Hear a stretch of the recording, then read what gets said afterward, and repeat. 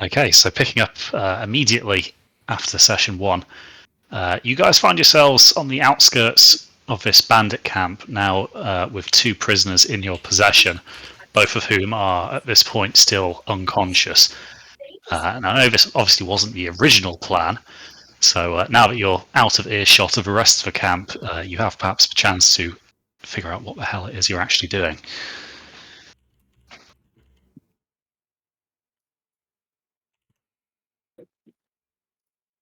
You okay? Yes. So, what the hell is it that we're doing? Well, we were instructed to gather information. I don't think we should outreach our instructions too much. I also think that it's not a good idea if we leave the other guys waking up and finding that their leader's gone, and then, we're kind of fucked the village potentially. So, I too am concerned. Oh, sorry, go. I too am concerned about the repercussions. So by now, Epicos, you've managed to get these 2 slung across your shoulder. Obviously, you don't have too much issue carrying them, being a relatively strong fellow. They're all bundled up in a net, if you remember. Yes, so that obviously helps with the weight distribution. So by now, we're kind of middle of the early morning, so you're probably only a couple of hours away from the sun starting to creep above the eastern horizon. Okay, so we have their leader and someone else. Just a dude. We left the money behind, so when the others wake up, they'll find 2 people missing. The money's still there. I don't know what they'll think has happened.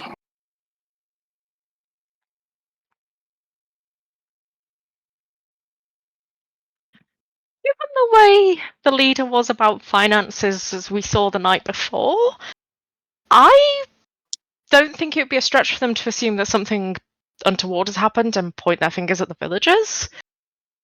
So we maybe either need to deal with the rest of them or take the money. Yes, this is a good point. We are investigating these bandits to save the village. We don't want to put them in more danger than they currently are. The standing threat that the leader gave was that the village would be burned to the ground if they didn't provide money. So if they think the village is responsible for doing something, then they might just go and burn it to the ground.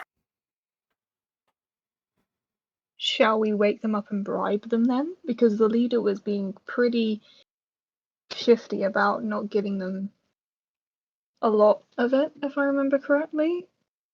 So maybe a bit of bribing. And we don't know exactly what their loyalties are to this guy. I think we should question them then and see where their loyalties lie. Do we want them to escape with the stolen money, though? Well, the money is the townspeople's money, isn't it? Exactly. The bandits have not earned it. But then we also don't want them to attack the town.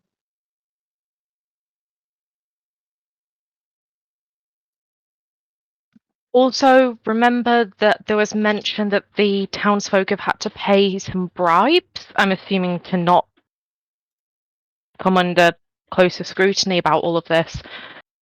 It's probably worth our while trying to figure out who is being bribed, but I know that that's not related to this. Just because the moment we bring this back, people are going to be unhappy that their little coin funnel has disappeared. Yeah. Well, They may use us as I'm not too scapegoats. bothered about some corrupt officials being rumbled personally. As long as we report directly to the Magister, then, I doubt he sent us down here if he had anything to do with it, so... You would hope. We deal with the rest of the bandits, make sure the village is safe, and then we just head back. Yep. Yes, while we were told to investigate the bandits, I cannot in good conscience leave the bandits alive and threatening the village. So we scare them off. But they could always come back. Yeah, but if we give them a good fright, scatter them into the woods, then... And I suppose we could, I don't know, burn down this stronghold maybe. That way they have nowhere to camp. I suppose telling them that it's us or the magistrate and his men coming to deal with it might put a little bit of fear in them. What happens when we go back to report this, though? We will say, we found the bandits, we captured their leader, we burnt down their stronghold, and now they are completely lost to the wild. We have no idea where they are. And we have no information. Are you suggesting we capture all of the Methicans? I'm not suggesting that. That would be a momentous task. Yeah. But it would make for a good tale. Mm-hmm.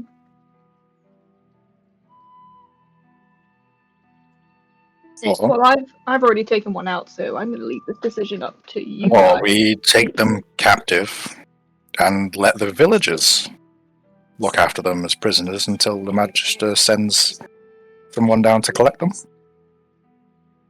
Possibly just take the leader with us. Yeah. I mean, there is always the option of trying to get word back to them and we stay here ourselves, too. I mean... Yes, it was an option, and the postal service seems fairly reliable.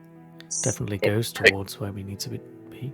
They would receive our message, and then it could still be a couple of days before they send help, by which point the villagers will owe their next tariff, and then what happens if they can't pay up next time? The foreman did say that he had to dip into his own coffers to make up the amount this time around. What if he doesn't have enough to pay next time around? So, it sounds like the best course of action right now is try and subdue as many of the bandits as possible, scare off any that we can't subdue, take them back to the village, and try and get speedy word back to the magistrate. If we can't do that, we leave everybody but the leader in the villager's care and take the leader back with us, because without him it seems like possibly the villagers should have a better time of it. Yeah. Okay. Alright then. Which hut first? Epicos, do you want to string these guys into a tree or something? Your help looks like it could be beneficial. That is probably sensible, yes. I'll go and tie them up to a tree. I believe I've got some amount of rope. Sure, so Epicos, you sling a rope over a tree branch and kind of hoist this net full of bandits up to a point where they're not going to be able to really do much about it, even if they do regain consciousness.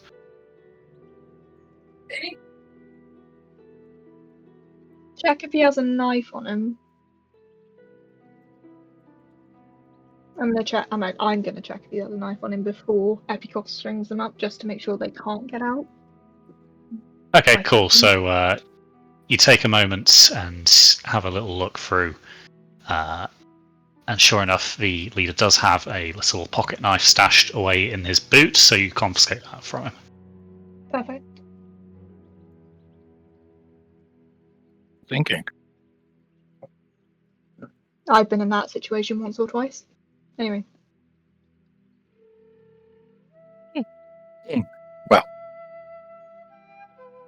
if we're preparing to potentially get into a fight, I'll just take some precautions then. I'll cast Mage Armor on myself. Okay, cool. So describe what kind of form that takes for me, please. I didn't give that any thought. Okay. Well, it takes a couple of seconds of like some whispered incantations, and then a sort of, I don't know, just the usual, I guess, like a small silvery blue sort of shimmer that sort of overlays like the outside of his clothing, of Elias's clothing. Sure. So the rest of you watch as Elias conjures this armor around him. Obviously, you've seen him use a bit of magic before, obviously in the form of his familiar, but this one is definitely more, should we say, vibrant. Ooh.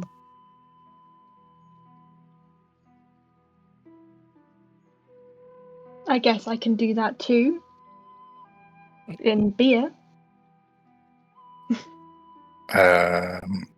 Sure. Just let me have this one.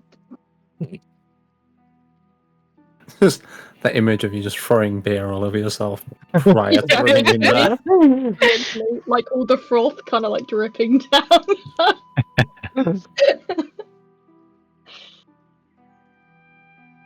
So that gives me 15 AC. Yeah. Nice. Did anyone want to make use of the lookout tower as a vantage point? Well, Havel will. Just a big tree, am I right?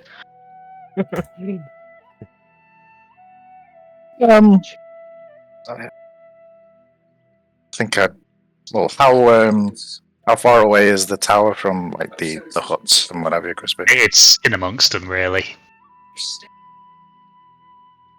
So within like 30 feet. Pretty much, yeah.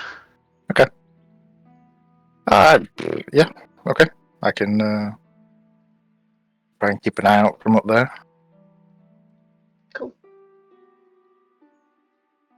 Alright, so I'll need you to roll a stealth for me, please. Let's try and get back in and to the watchtower undetected. Well, are we all going in sort of together, or am Yeah, I probably. sneaking We're up not there sending first? you out on your own, I don't think. No. No, yeah. yeah. So we're all sneaking in, but then I'm specifically sneaking up into the tower.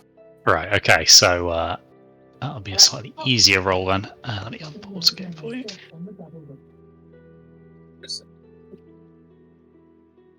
Do you want to roll me that stealth then? Yes, I can. Yeah, just make sure that's the right one. Yeah. Ooh, hey. Nice. Oh wow, nice. Okay, so you quite adeptly move towards the watchtower, being very careful to avoid any obstacles that may be in your way. So you reach the bottom of this tower, and you can see that again. It's not the sturdiest of things. Clearly, wasn't built with the intention of being a long-term feature of a camp. But as you climb your way up there, you can see that somebody's taken the time to put a rudimentary stool up there, and there's a kind of short bow with some arrows up there too. Oh,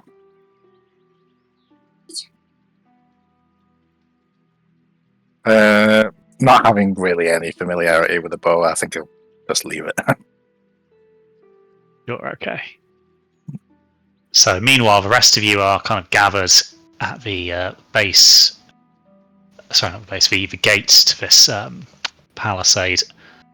By now, it's still pretty dark. You're going to have an easier time getting kind of towards the buildings themselves, but the campfire is casting some light around the actual centre of the encampment.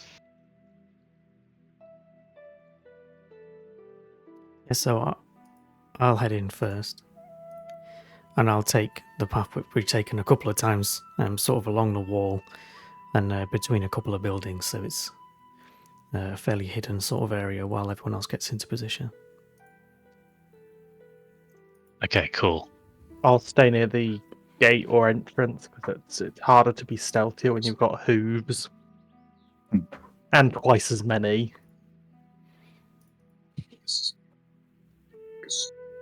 Cool, sounds good to me. So,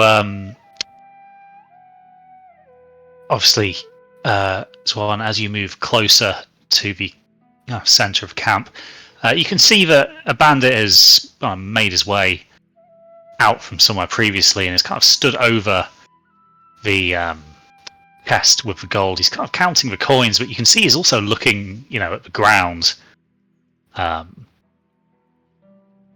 around him, just to, he's obviously seeing that there's been some sort of struggle here, but he obviously can't tell quite what that it was just yet.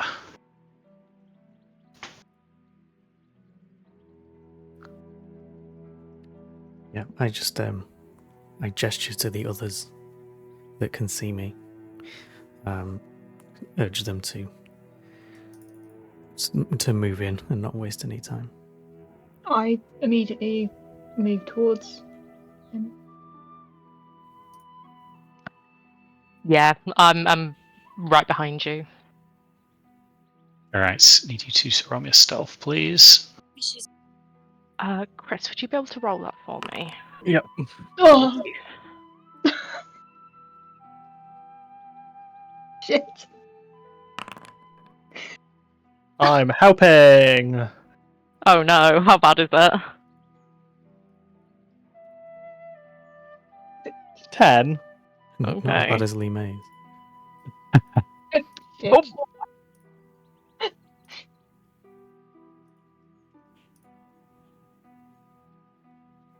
Whoopsie. Okay, so Lee May, I'm afraid it's definitely not your day. You managed to put your foot straight into a bucket. The resulting clamour sends you sprawling to your hands and knees. The bandit obviously hears you, and as he looks up, he manages to spot you just coming around the corner of that building you're hiding behind. What the? We're under attack! And combat time. Yeah. Shit. Ooh. Sorry, guys. Yes. I took out the leader, though. Oh, line of sight. Uh, Yeah. Very. that is a thing. Yeah. Now, bear with me while I try and figure out. Oh, cool. How to go about activating all this. So Shall we add you all roll to combat. initiative while you do that? Or do you have to add us Not I first? think I yet. have to add you first. So So, No. no, what you need to do is you need an encounter up and running, and then we can roll initiative. Crispy, you don't need to do anything other than get a combat ready. yeah, I'm just adding that now. We might be able to now, actually, because you can see there's bandits there. Or are you giving stuff away here? Because I can't see anything. I can't see anything. So on the panel on the right hand side, the little sword and shield, the little cross swords is your combat encounter. Yeah. You can also right click that to have it pop out. I see. You've done this before. Yeah. So then if you click your character token and on your character sheet click initiative. Aha!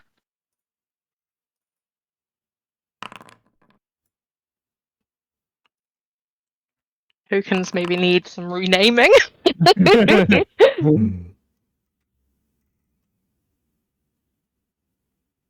Why does it say PC? Your tokens just haven't got the right name attached to them. Ah, right.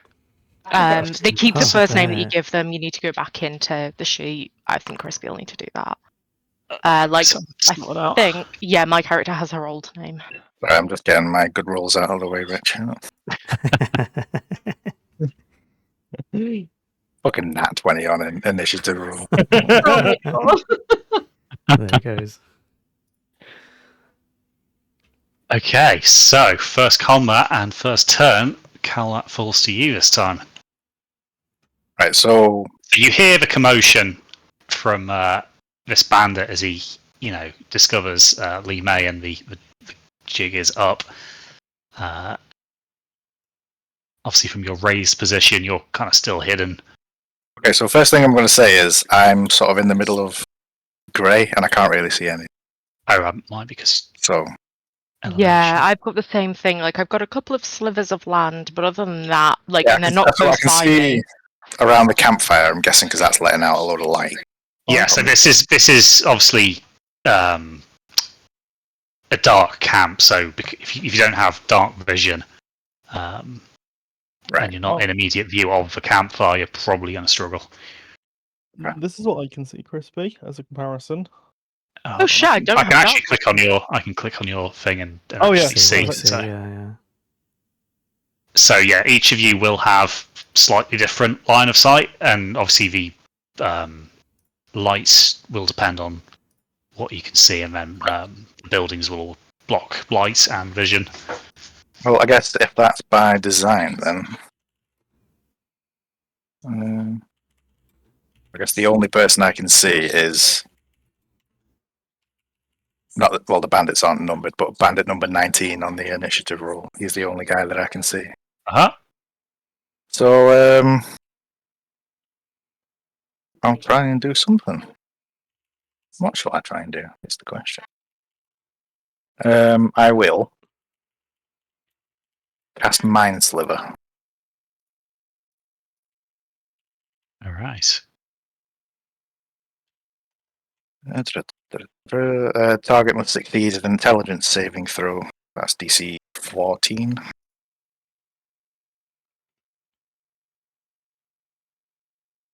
Okay, so let's see.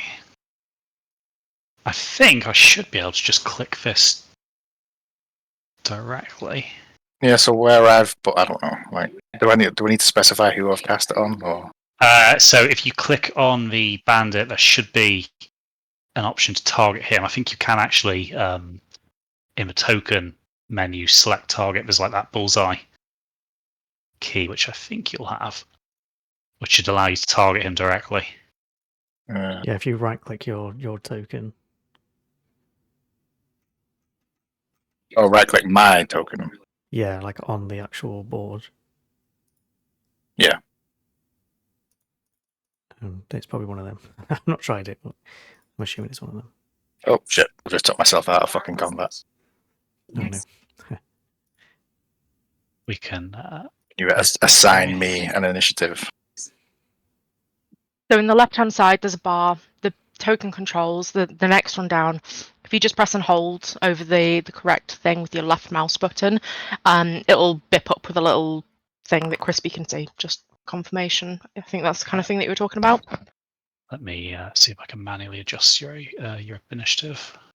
When you right-click on the initiative tracker as well, Crispy, you can just change people's names. Yes. I think it's linked to tokens, so it should be a permanent change. If not, it can be done through character sheets by you. Yeah, let me have a quick look. There we go. Display name Lee May. There we go. Should be able to alter that. Yeah, that Yep, works. there we go. Okay, give me a moment. I'll just do that for everyone.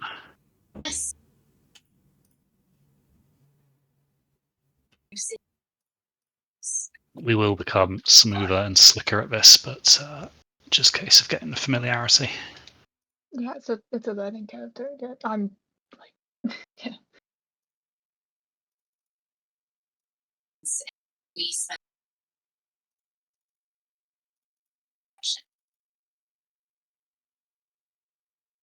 Sorry, Jason, I can't really give you your fancy up accents on Wide Eye's name. I'll have to do that later. Also, you appear to be enraged already, so I need to take that Every time I away. hear wide eye, it reminds me like Mad Eye from Harry Potter. You got Mad Eye Moody and Wide Eye Wanko.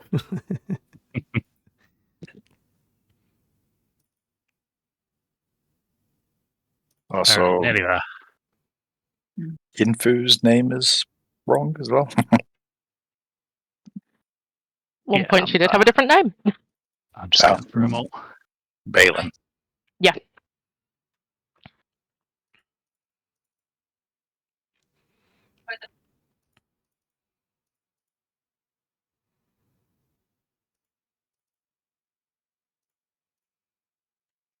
Okay, I think that should be everybody. I don't need to get Cal's.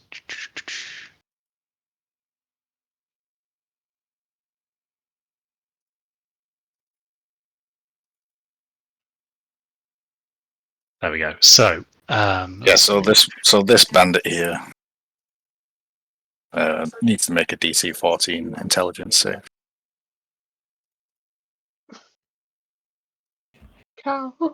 Wait, that's sick. I just realised when you targeted him, because I was looking somewhere else, it highlights exactly where you were looking.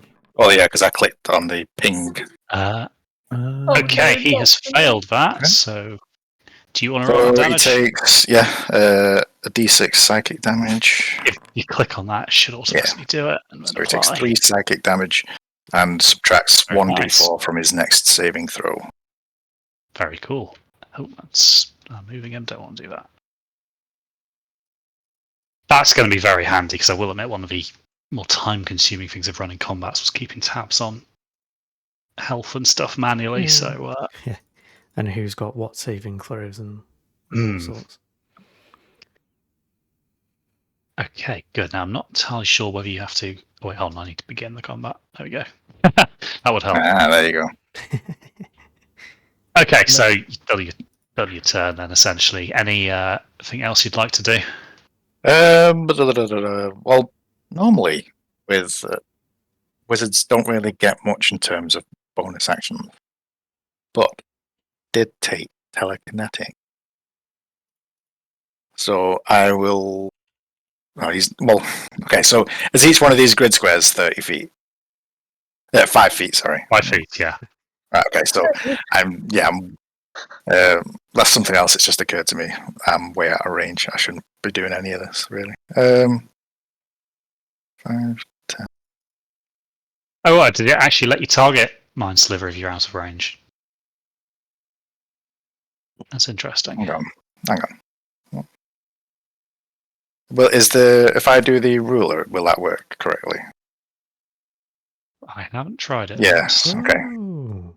Yeah, Yeah, because so it's a no, saving throw, it probably would have let you do it. Yeah, because I'm not Targeted spells are targeting much him. clearer. Yeah, it's I didn't even think about working out my range. Well, it's because when I asked you, like, was the watchtower within, like, say, 30 feet of the buildings, and you said yes, I just took that as read. So no, forget all of that. I don't do anything because I'm out of range. All right, I'll see if I can undo those actions. Oh, that's where my token is. I was wondering where the guy was. Sorry, I was looking for myself. I can't see anybody else's token though. You're probably not in line of sight. Like, I can't see anyone else. Okay. Interesting. And it's dark, and we've got like dark vision, quote unquote. Without dark vision, you can't see very much. Got half a pack of cigarettes and 60 miles to Chicago.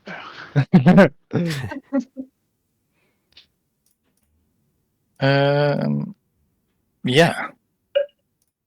So my only action then actually will be because I control Lynn on the same Yes, action. I can give you that. So let One me- moment.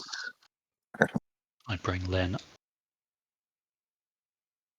1 moment. I'll just make sure that the token is added to combat.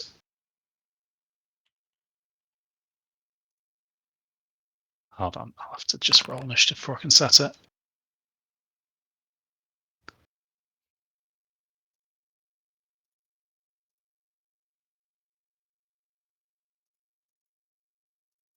Okay, there you go. Okay, so what I'd like to do is have Lynn sort of circling just above this guy, and I'll hold Lynn's action. So the first person who attacks Lynn will give the help action towards. Right, okay. So Lynn flies. I can't see. This is interesting as well because I can't see. Oh no! Wait, I can see Lynn. Okay. Now here's something. I don't know if I can link. No, The but vision well, I would collapse. have to do that as an action. So I guess, like, for the sake of it, you could probably just like move my token over or whatever. Like, if I were to do something like that, because Yeah. as it is, I have to use an action in order to see through Lynn's eyes. So I wouldn't be able to see everything that she sees right now. Yeah. Lynn can only, I guess, feedback information without me using an action. So, and I won't do that for now. Okay, so Lynn flies over and kind of starts circling above the bandit. Okay. I don't know if I've sort of I've ended Okay, both yes, of our you've ended turns, and that those takes us turns. on to Lee. Lee May, you're up. I'm going to have to run a long way now. Oh, damn it. Okay. So is this all debris and stuff, and just where's? Yeah, so that's going to need a little bit of acrobatics to get through unmolested. Although, seeing as you're not trying to be stealthy, it won't be as bad this time. Okay, cool. And do we can we go diagonally, or is it just? Yeah, you can if you hold and drag. It'll show you your movement. Okay, I didn't know whether you would want us to go, because I know sometimes not. Sometimes DMs don't. It'll tell you your movement, and I think it's actually color coded for if you need to go into your sprinting. Oh, that's So so that, cool. because obviously some of that is yellow, that would mean you'd need to take the dash action to kind of reach that level. Okay, I'm only going to go there then, because that's my full thing apparently. You can I use feel the like- measure tool as well if you want to have a look before you start moving. As on the left hand side. Yeah, like there's third a one down. rule there. Okay. Oh no. What is that? Oh, sorry, that's just me measuring with a couple of tools to ignore. Oh no, that's me. What? How do I do that? Okay, that's the one. Okay, I keep. Sorry, guys. There we go. Oh no! What am I doing? What does that do? So you'll have to go into your token control and select yourself before you can do anything. You need to make sure top left, top button, Oh, both are God. selected, and then you can Okay. move. I think you can move with your arrow keys without your token selected, but yeah, just make sure that you go back to that. Yeah. I'm just gonna try and go over here. Okay, and would you like to use athletics or acrobatics to try and get over those obstacles? Probably acrobatics. We probably kick them out the way, most likely. All right, cool. So do you want to roll that for me? Yeah. Is there an easier way just to bring up my So, like without like having like my, because I remember Pascal when we did yours, you could have your, there's like a there's a bit where you could have your character sheet in the corner. There's like a little tab down. Or was that? So with your character sheet, if you open it up and then double click on it up at the top, it minimizes it. So you can get a view of your full character sheet and you can just open and close it that way, if that's what you mean. That's what I meant. Thank you very Awesome. much. No worries. Yeah. Okay. 15. very handy to know. Also, I'm not sure if you guys get this as such, but there are options to like add macros to like hotkeys. So I'm not sure if it might be worth having like your relevant attribute saving throws bound to those at some point. Then you can just like if I say roll a dex, you just press 1 or 2, whatever you got it bound to. Oh, cool. Okay. But again, this is obviously a new system for a lot of us, so we'll get used to that as we go. Yeah. If I share again quickly, the other thing people can do is up at this bar at the top, if you've got it expanded, you've got your inventory stuff, your features, spells, attributes. So, for example, you could just go attributes, dex, saving throw, and then roll as normal. Oh, okay. That's kind of a short bar as opposed to like the full character sheet. How do you bring that one up, Chris? Sorry again, didn't catch the first bit of that. It's just at the top for me. So if you've Right, for okay, whichever token you've got selected, it gives you those options. So by default, you're in character, even if we're not in a combat. If we're in a combat, and like for your sake, Crispy, you can do it with whichever token you've got selected. Yes, yeah, I see it now. Yeah. I've just been behind the chat log I had open. All right, okay, so that is going to be useful in the long run, definitely. Again, this is very much a familiarization exercise, this first combat, so it'll just give us a chance to learn the ropes a little bit. Yeah, no worries. Okay, so getting back to it, Lee May, you have no problem kind of barging through that. You kind of kick a barrel aside as you make your way forward towards the bandit. So that's obviously as far as you can get without taking the dash action to kind of close that distance.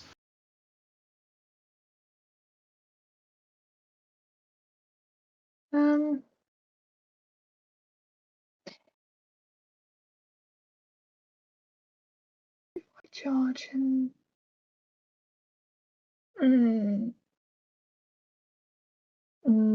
I'm gonna stay where I am, I think, because I don't really want to run into the line of fire in case because there are clearly other bandits from what I can see on the I need to thing. figure out if there's a way to hide those with that initiative tracker because it gives the game away a little bit. Until they actually appear for each individual. Yeah, I think that's my mistake. I should have added them as and when they appeared to the You combat. can Figure it out. right-click them, Crispy, or there's like a button that's like show visibility. I can toggle visibility, but I think that means like the actual. So like if I click that, the bandit will go invisible. Balls, yep, you are correct. There might be a setting like in like the big configure settings. Or actually, that being said, I've just made one invisible, and Lee May can still see him on the map. So that might be visibility on the actual initiative tracker rather than.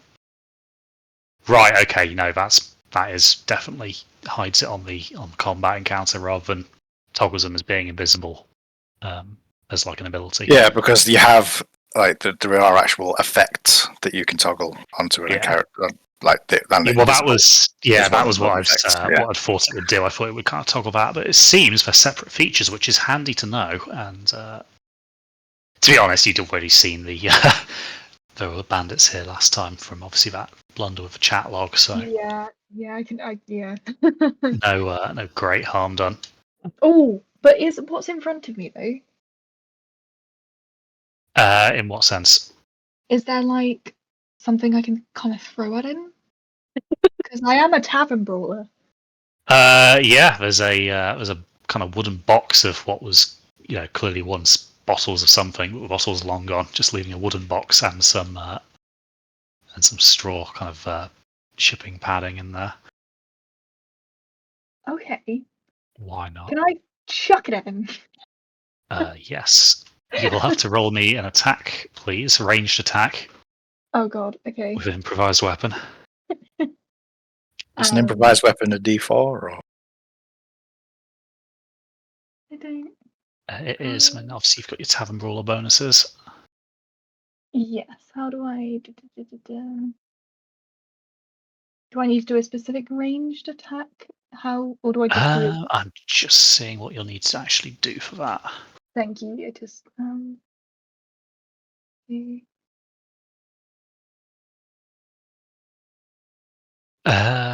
because it's obviously not listed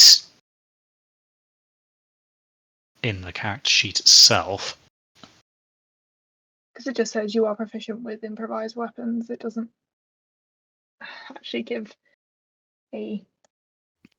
Okay, so in that case, it's just going to be, if you're proficient with them, it'll just be like a standard attack roll. Standard attack roll. Cool. Okay. Is that just... is there an actual attack thing? You can target him. You could target him, but Maybe. because you don't have any ranged weapons, it'll be Yeah. tricky. So do you just want to roll me a I'll just roll, d20 yeah. and then just add your proficiency and your dex in this case. Okay. So that would be 3. Do I add +3 onto it then? Yeah. I was talking to myself, don't I? No.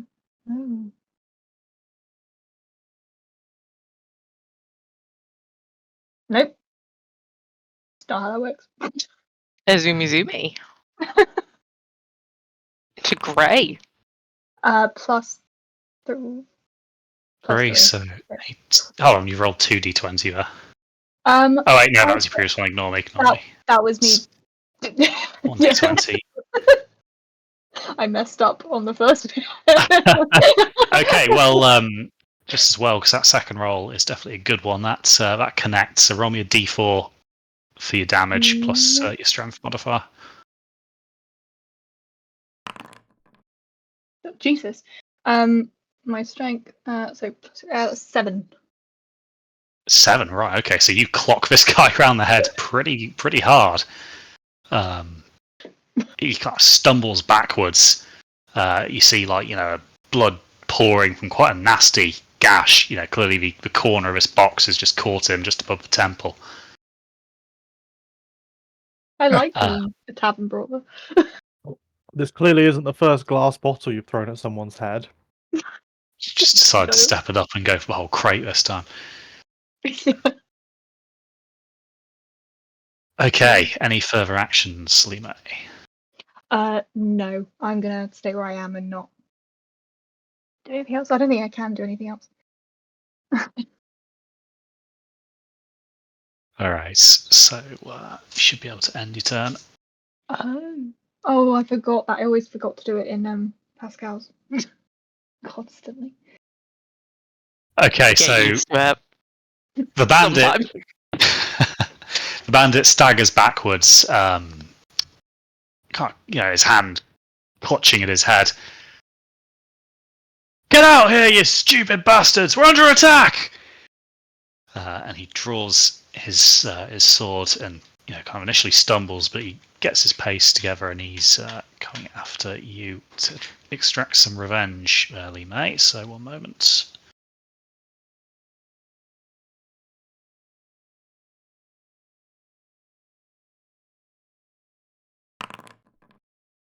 Oh, just. And he hits with that one, so Damn it. you roll the damage for it.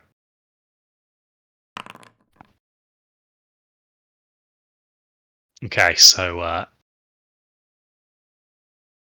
obviously after throwing this, you've not got your own weapon out to parry him just yet, so he manages to get a quick slash across you. You manage to dodge far enough away that it doesn't cut too deep, but it still stings quite a lot as the blade slices through your shoulder. Yeah.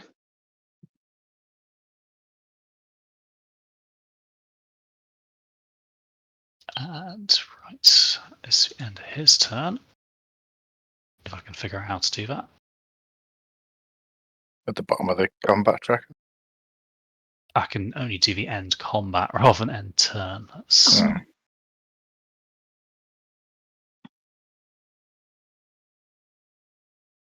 Hold on, 1 moment.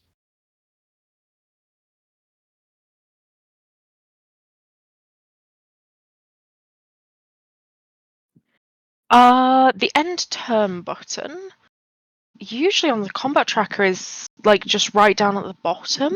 Yeah, I can. I've only got end combat. Let me see if that. For you, it will be an that's arrow not to it. the right, I think. Yeah, there we go.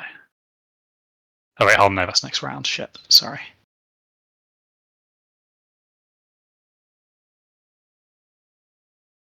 There we go. Baller. Awesome. Okay. Okay, so another. Hold on. Hearing noise, another figure kind of stumbles out from one of the doors. He looks around and kind of assesses the situation. He doesn't notice you immediately up in the tower there, Elias. So what he's going to do, he's going to take another step into some cover, and he's going to attempt to fire his crossbow also at you, Lime. Oh, goody. Well, it's fine because I can't see him.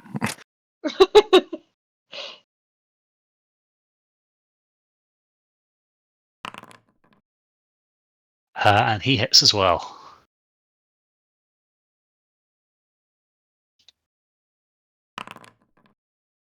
My God. You kind of feel the thunk Ouch. of a bolt, kind of hitting you in your left thigh. But that's all he's going to do. Ow.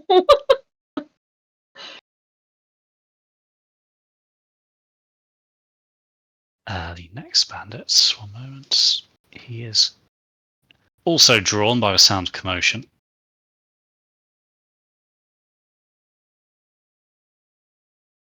Now he can see, obviously, straight away that his colleague is engaged with Lee Mace. He's going to try and come to his assistance. Of course he will. However, at this point, he spots Zwan hiding in the shadows there. There's more of them! And he's going to try and fire a crossbow at you, Rich. Oh no. A bit easier to hit than Lime as well. You'd think that the bolt misses, kind of narrowly impacting into the wall next to your head. You kind of watch as the shaft kind of quivers for a little bit with a kind of cartoonish fwang, but no harm done. And it is now your turn to react.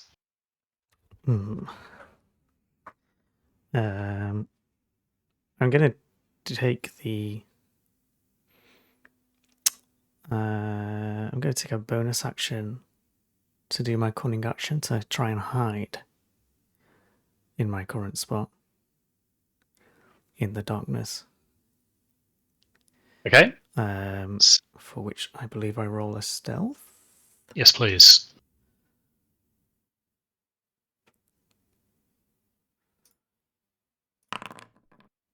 Jesus. Which is a nat 20. Okay, so seeing this crossbow bolt reminds you that there's quite a bit at stake here. So you decide to make yourself scarce, melding away into the shadows, kind of dipping behind some of the kind of shrubberies to try and obscure some vision.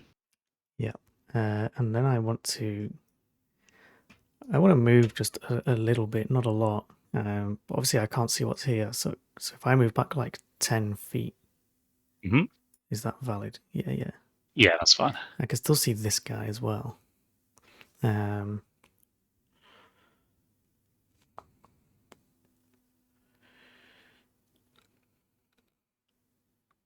do I want to do? Because I just realised if I shoot now, I reveal myself anyway. Does give you advantage though. It does. Yeah, I guess I'm gonna try and hit this guy who's all up in Lee May's face. Okay, cool. So roll that then, and I don't know if it'll automatically prompt you to do it at advantage, but yeah. Oh yeah. Like, can I set myself as hidden? possibly. Let me have a look. Blinded, deafened, silenced.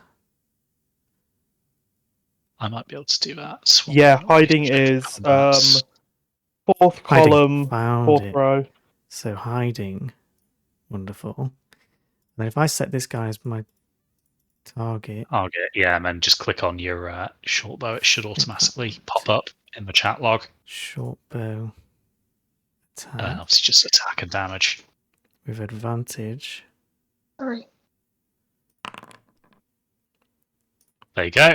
So So- that's a hit. 16 was the highest, and then And then if you click for damage, that'll damage. automatically apply that. Situational bonus is what is it? 2d6. For Under sneak your attack. sneak attack feature, there should be dice for that as well, so you could just pop sneak attack Oh, I into just the chat. because I've got the short bow thing up. You get a situational bonus. So field. yeah, that would be Yeah, so it's 1d6 plus 3 plus 2d6. Which is fairly low. What it could have been. Anyway, 11 damage. okay. So you kind of knock an arrow and draw it back. Obviously, you're quite close range, so it doesn't take too long to find your mark. As you release it, the arrow shoots true. Lee May, you kind of feel the whoosh of air as it travels past your right-hand side and impacts this bandit square in the chest. So I Oh, and I'm think I no can mark longer it. hiding. Oh, I Oh. killed him. I'll leave him there, but it's quite good that we can mark him as defeated. And yes, obviously that then reveals you. And that's the end of my turn. Okay, cool. Oh, enter. Yeah, there's a button there. So, Wine, your turn. You can kind of hear the sounds of combat.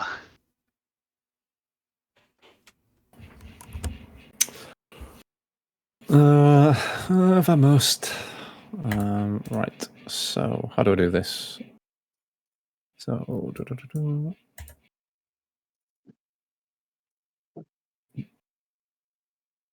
So you should be able to kind of click and drag. yeah.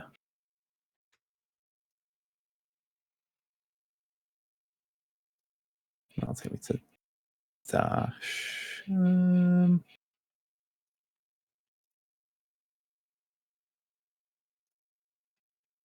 That'd be dash to get there. Okay, so we'll go there. Ah, that's actually sick. Ooh, there's a door here. Okay.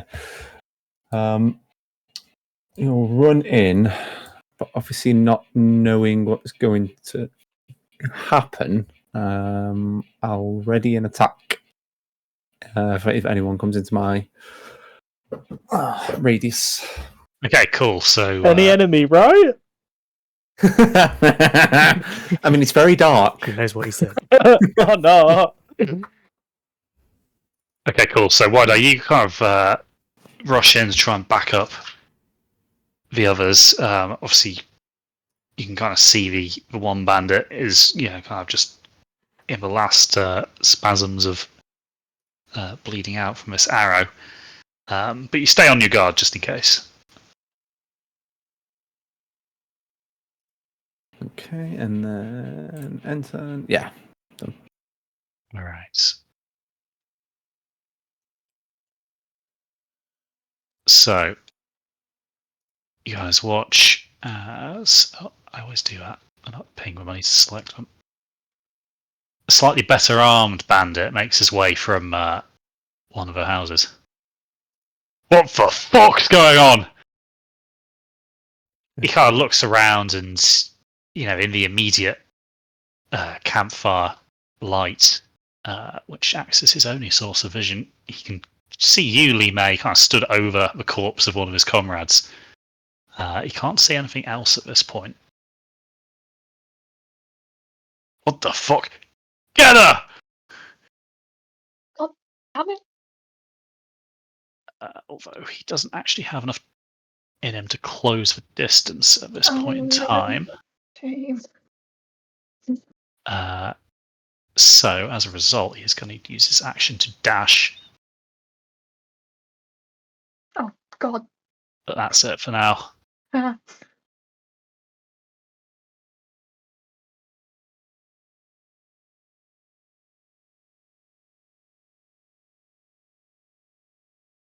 Okay, by now, the camp is fully aware of your presence. Another one kind of makes his way in to into the light. Again, at this point, Lee May, you are the only person he can see. Fantastic. Love that for me. So he is going to do what his instincts tell him and take a shot. Ah. However, this time, obviously a bit of a rushed shot. The bolt kind of whizzes over you, much to your relief.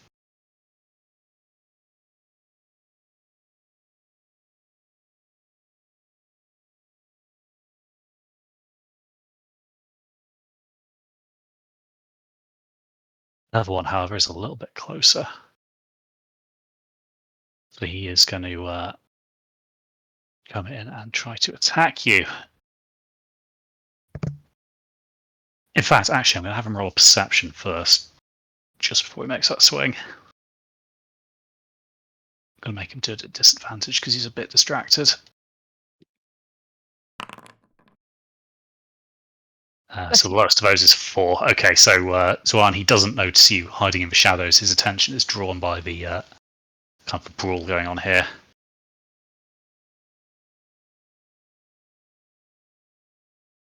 How about Wide Eye over here? He will see Wide Eye, who's not really hidden at that point. But he can't really do much about that now he's in melee.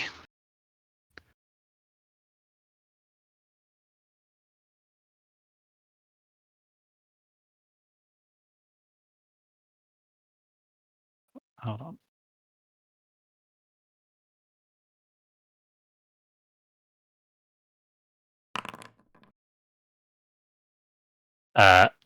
By now, Lima, you've kind of obviously realised that you're going to have to take a defensive stance, and you manage to parry this guy's attack as he comes in, again, quite rushed with his scimitar. Yep.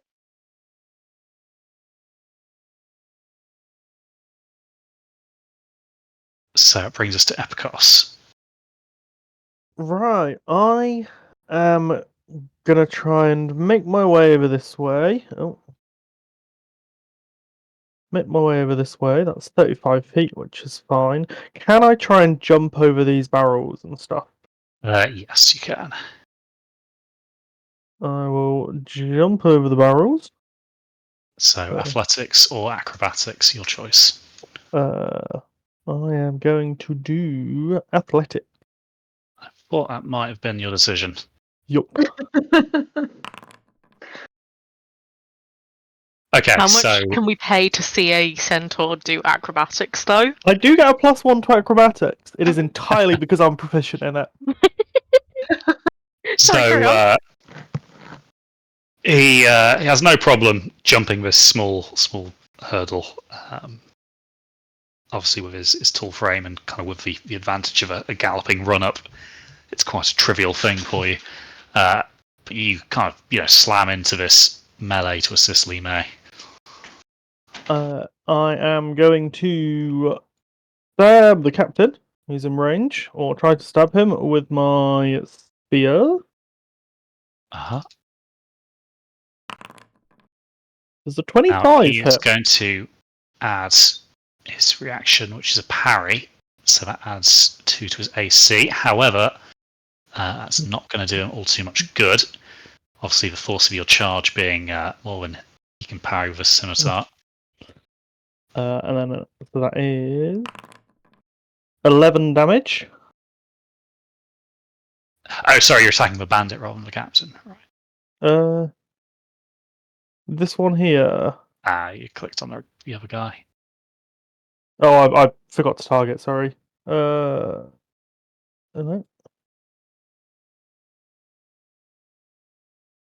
that. Is that now targeted? Let's see.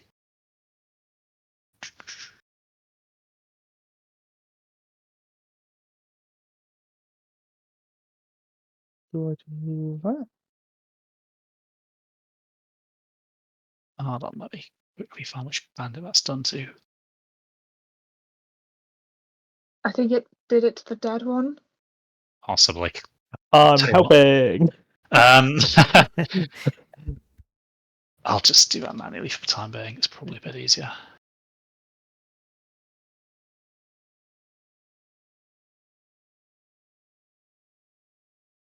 So let's get that fixed then. How do I assign a target? I've right-clicked. You can either click on him, or there is you have a tool in the menu to the left. Kind of looks like a bullseye. Oh, select target. You just there we go. Yeah, There we go. yeah. I think you were selecting the dead one. Yeah, I've been selecting Yeah, for mages. it's no worries. I mean, none of that would have really helped him anyway, because that's 25. It's a pretty high number Yeah. compared to his Yeah. AC. So I've done the 11 damage. I am then going to use my charge feature. Moves at least 30 feet straight towards a target and hit with a melee attack. I can follow with a hooves attack as a bonus action. Okay. Which is one of those. I thought you said ooze instead of Ooze. who. Ooze. What are you oozing? Wouldn't you like to know? Charisma. Easiest way to do this is probably unarmed attack. Does a 14 hit? Jesus. Okay, so the spear hit is good, but he catches his balance quite quickly, and he manages to hop backwards just out of the way as you bring your hooves down. And that'll be my go. All right, so yeah, next to act is. Damn it, I always do that. It's about the 5th time now. I need to select him, not target him. So again, Bandit here sees his comrades kind of fighting. I mean, obviously, taken one casualty, but the numbers are still very much on their side for the time being, as far as he is aware, seeing only 3 of you clearly. Now he's obviously kind of seeing his kind of superior being hampered by the centaur, so he's going to take a shot at you, Epicos, with his crossbow.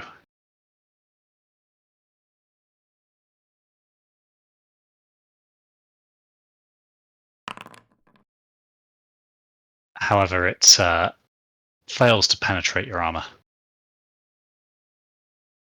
Obviously, it's a fairly light crossbow, and you're wearing reasonably decent gear.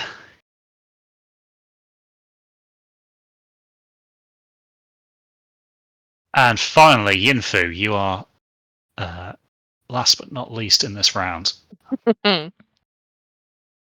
So, I cannot see shit. I am blind, like a bat, which is a funny state of being for a goat girl to be in. I have just had a fork launch at me. Thank you very much, my love. Which direction can I hear things coming from if I'm about to try and stumble through the dark? Okay, so you can kind of just about tell there's a building in front of you, and there seems to be violence happening on the other side of it. Cool. So I'm gonna have to move like alongside the building, basically. Okay. I'm gonna try and move forward, and I try and move forward again. Am I in a building here? You're not in a building, so you you've got your right hand now pressed against the wall of this building. Okay, cool. If I keep going straight up, am I good? Yep. So you're following the edge of this building. Oh. Until you kind of just come to the corner, and you can kind of see the flicker of the campfire reflecting on some of the rest of the camp, and you can see a few bandits. Obviously, they're very focused at the minute on more pressing issues. I see. I think I've got 5 more of movement. I will do one of those. Okay, so as you pop around, the melee kind of unfolds before you a little bit more. Yep.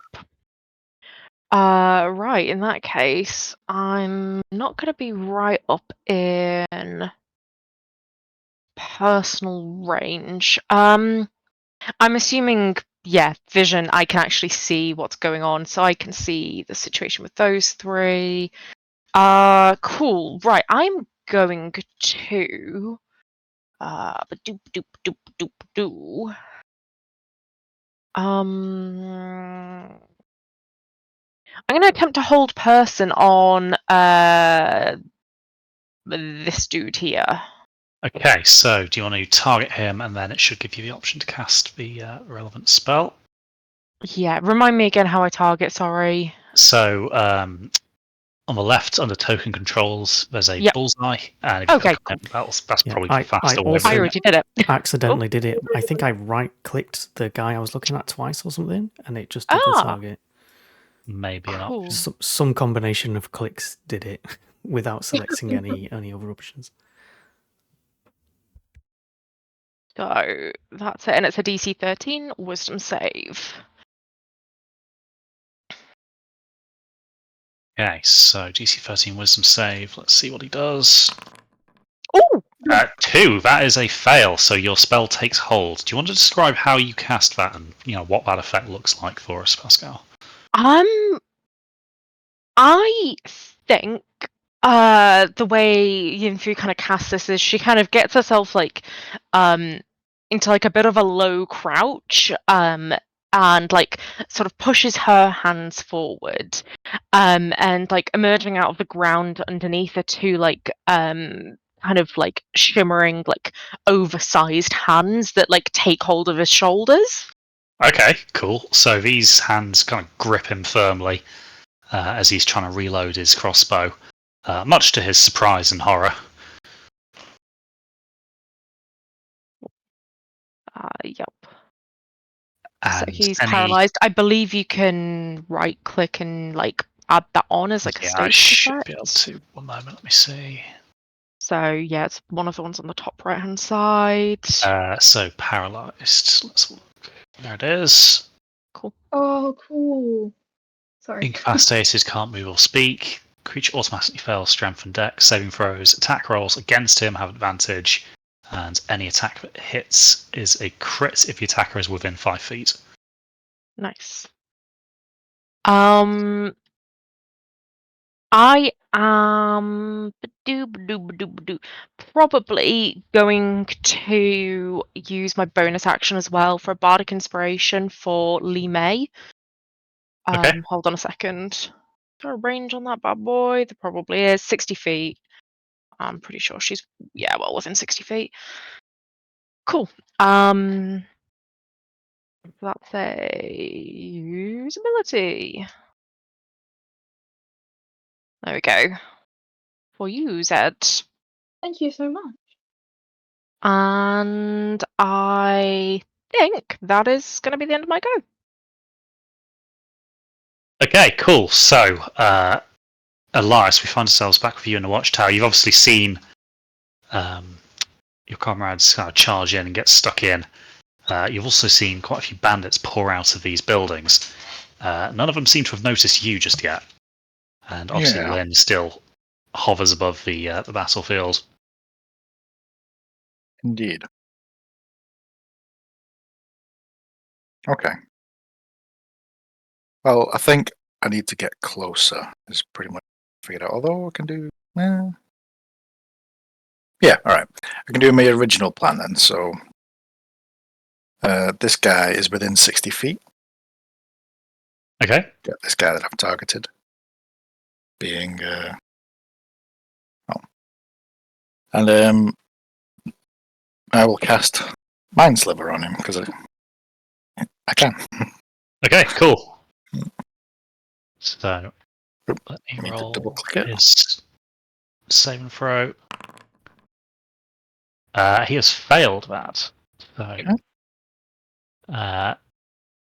Then I will do the roll that damage.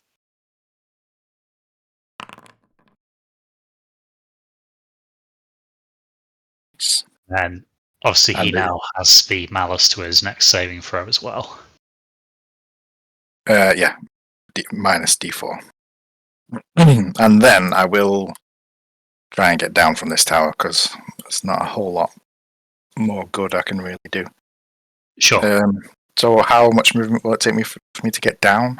So can't really model it on the tabletop because I haven't figured out the elevations just yet. Yeah, but so as they, on my own character, I did manage to figure out an elevation, but it didn't change okay. like my line of sight or anything like that. No. So well, we'll say it takes you 20 feet to get down. I 20 recall feet to get Chris down. trying to deal with elevations, and it was a fucking bitch. It's doable, It's Yes. doable, but it's almost not worth it. It's fun when it works, but it is a bit of a faff to get working. Yeah, it's one of those things where I'll probably get round to it eventually, but for Yeah. now we'll just kind of jury rig it for the time being. Sure. Right, so 20 So- feet to get down gives me 10 feet Eight feet remaining. bottom of the ladder, And then- yeah, 10 feet. Obviously, again, I'm now stood in pitch black, so I'm just going to stumble 10 feet towards the bonfire. Okay, cool. Wait, so do you want to move me? Because I don't know what direction I'm actually moving in. Sure, let me. Because I don't know if there's a building in front of me or anything. I don't know. So you kind of stumble your way forward a little bit. Okay. Cool. And then any actions for Lynn this turn?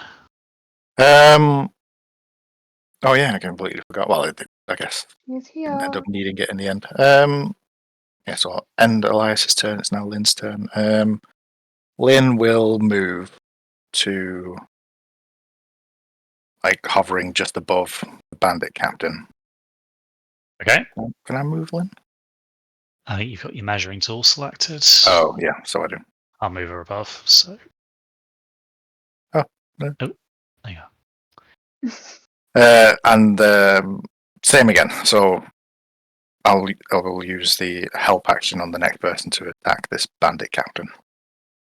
Okay, cool. So, of course, Lima, you watch as Lynn starts to kind of dive bomb this captain, kind of talons scraping away. Fluttering around his eyes and things. Yeah. His exposed head, that kind of thing. So, Lima, it's your turn. The obviously, captain's managed to do some damage, as with a few others, but by now you've got a bit of backup. Yeah, thanks, God.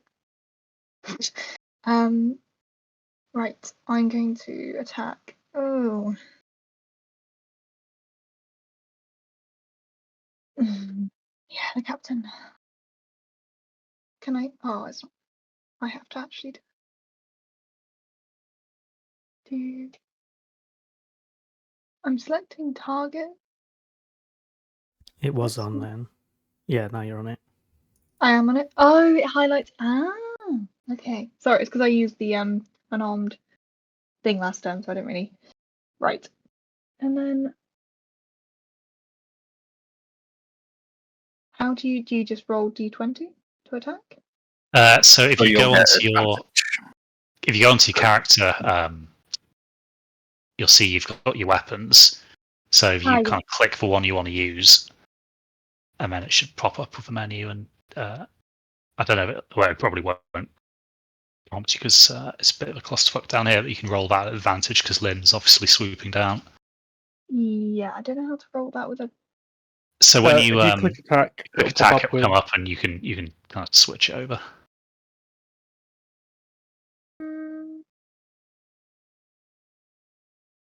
Ah, right, got you.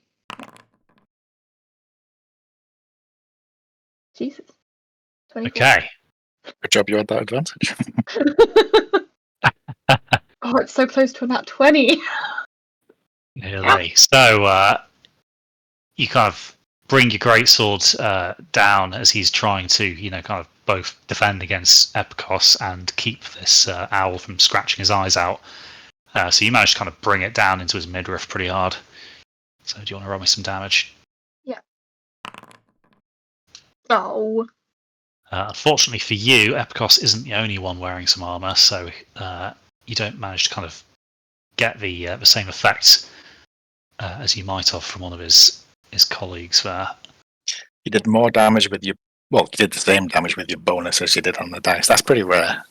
You did more damage with a crate.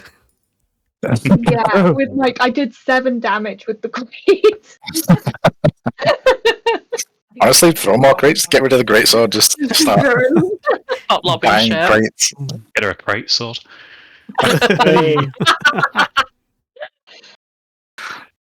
Thank you, Pascal. It was a much heartier laugh than that deserved.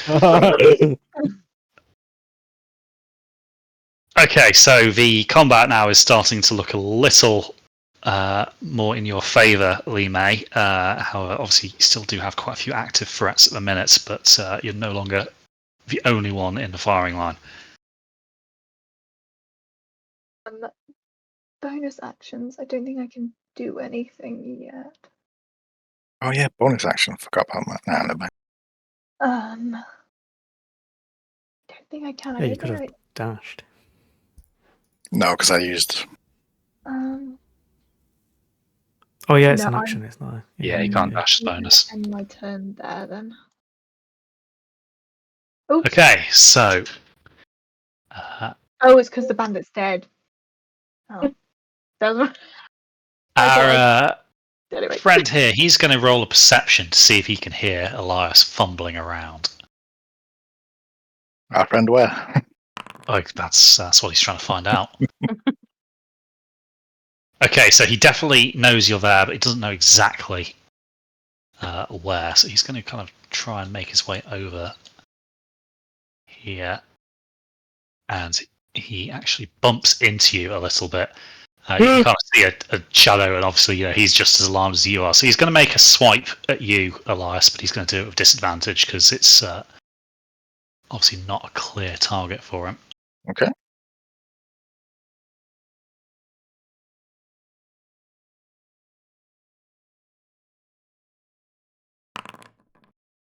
Ooh. Okay, so he swings, and you kind of hear the distinct sound of metal kind of swooshing through the air. Thankfully, it's a little bit to your right, but obviously it kind of brings home that this plan is going to involve some dirty work. Yeah. All right, next one is paralyzed, so he's going to roll his saving throw again. I don't know if there's a way I could do that quickly. I think you've just got to scroll back up. I can put it back in the chat actually if you want. Hold up phone. I should be able to find it quite quickly. There it is. Let's see. DC 13 wisdom saving throw. Oh, He has failed that again, so he remains paralyzed. Bring us to Zwan's turn. A good rogue always notices weakness. I'm going straight to Mr. Paralyzed over there. Okay, so you have advantage on that attack. It doesn't tell me how far I'm moving. Oh wait, you do I can need to measure do it beforehand. You can start moving and see how far you get. 30. It'll tell you once you get into the yellow that you're then starting to move into dash territory. 20. Okay, that's fine. Yeah, so I can go like up this way, and then across that way. I've got 40 feet of movement. Yep, so that would be fine. So yeah, avoids trying to Sure. juggle over anything. Avoid that. So you just want to be there for the sake of ease. Oh, I can see things. And I'm going to use my rapier now and stab this guy with advantage.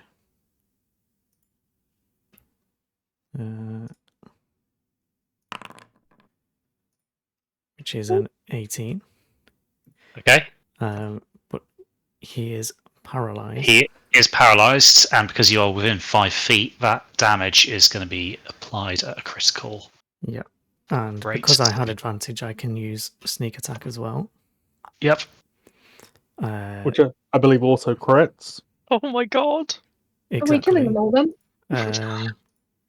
So, do you want me to roll it and double it, or roll double the dice? I don't know, because it gives you the option to roll there's it critical as critical. hit. Yeah. So if I do Yeah. 2d6 again and I So put that's- critical, I wonder if it'll double the situational bonus. It looks like it does. Holy Wow. fucking shit. Wait. Oh Oh, my That's yeah. 2d8. god. Yeah, that's right. That's the rapier. That's Oh, I thought you said the 2. I thought you said 2 crit. things. And then it's 2d6 for the crit, which was doubled. Yep, so it's doubled that.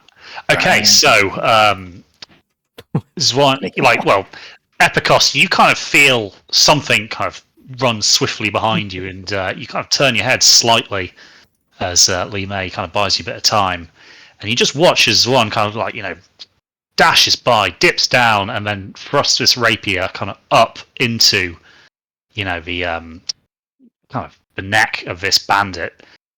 Just below his chin, and you kind of watch the blade kind of come out through the back of his neck. It's no amateur you've watched do that. That's a masterful stroke.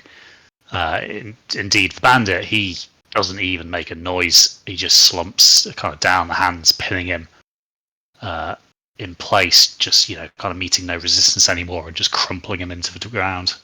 Oh my god. That'll do it. Wonderful. And I'm going to use my bonus action to dash. And I'm going right back where I was. Which was 1, 2, 3. He There. comes, he fucks shit up, and he leaves. No words said. That was non-lethally, right? One putting he shows up and he executes putting a run paralyzed. into the hit and run, makes his way back into the shadows.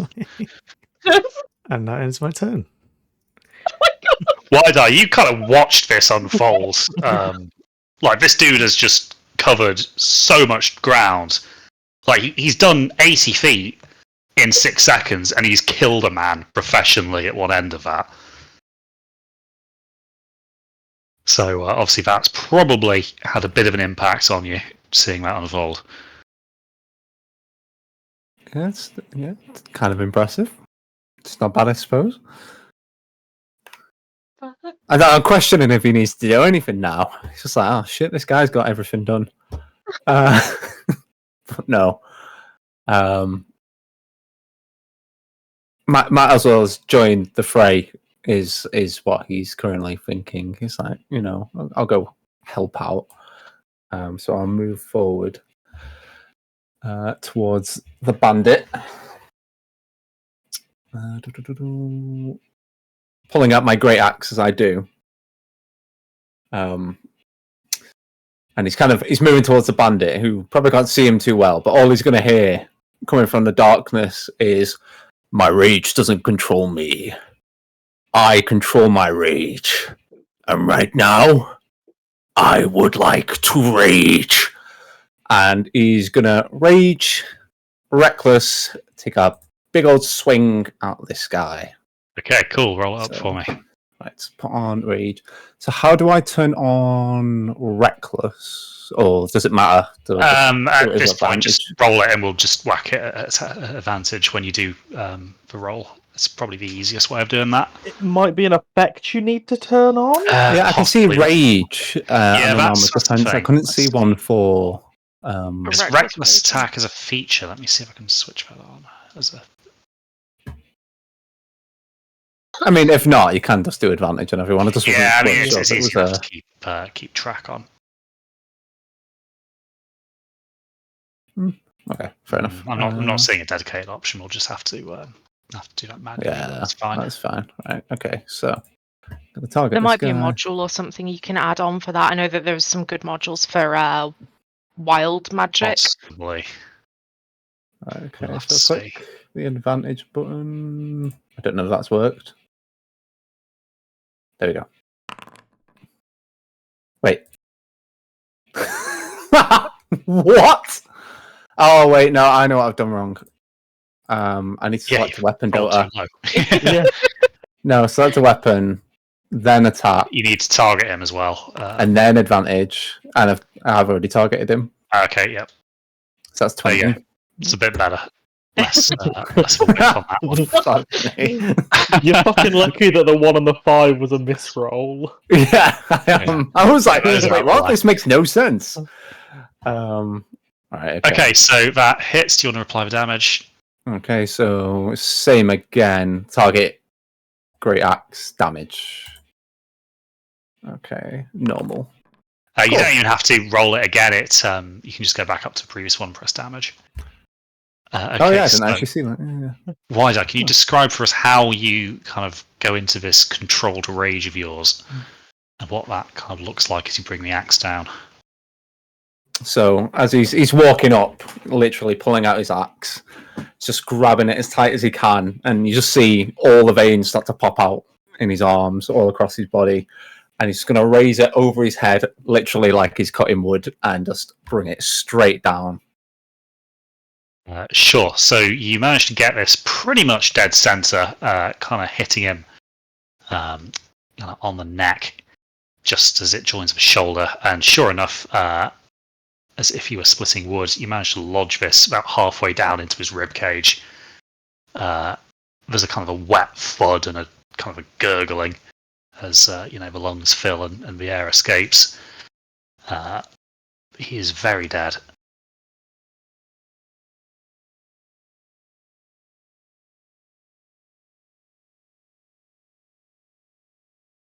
Oh yeah, I need to do the whole end turn thing.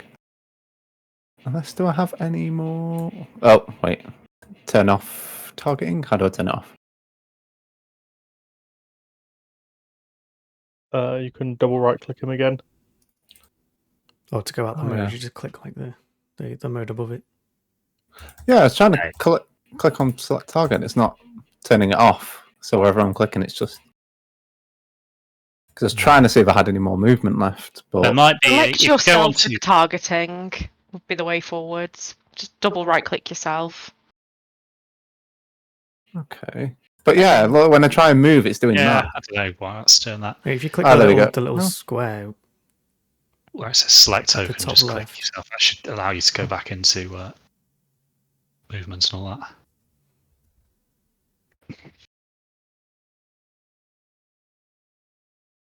No, yeah, the top left, it's just on. It won't let me turn it off.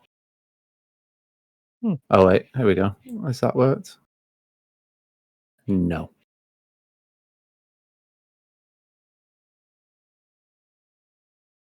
Huh. Cool. Toggle target state. It's like it's permanently on. Yeah, I'm not sure what's going on that. Alright, tell you what, I'm just gonna end my turn and see if it works So I'll next round. toggle his target state and see if that helps. Nah, the only thing I was gonna do 5, 10, 15. I was literally just gonna, for the last bit of movement, step forward in line with these two. If someone can move me. I should be able to do that for you. Yeah, perfect. That's all I was gonna do. Okay, so the bandit captain obviously now is kind of starting to see which way the wind is blowing here, and he is going to actually take the disengage action. And then, need to select him. And he's And going to if try we and. disengage, we can't opportunity? Yeah. Yes. Okay. Damn. So he kind of kicks up some of the loose dirt and kind of uses that distraction to kind of step back and out. And then as he reaches this kind of cart here, he's going to kind of reach in and take out the coin purse from earlier, and he's going to kind of toss that all around this campfire area here. The coins you can see kind of glimmering in the firelight. Clearly is a distraction. That is going to be his turn. This other bandit, obviously seeing his boss run, is going to also decide that discretion is a better part of valor, and he is going to use his action to dash.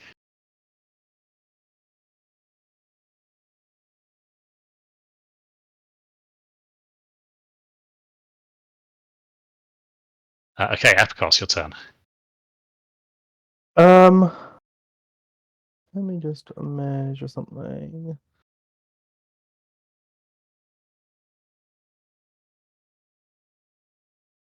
I think there is a way to set waypoints. There we Yeah, go. there you go. Yeah. So if I go around those, I can still oh no, not. Oh, there we go. I can still reach him. That path is You have valid. more than. Oh yeah, you've got 40 in total. Yeah, I've got 40. There we go. That's a path that's 40. Uh huh. So I will move that path. Oh, yeah. So put me over there. And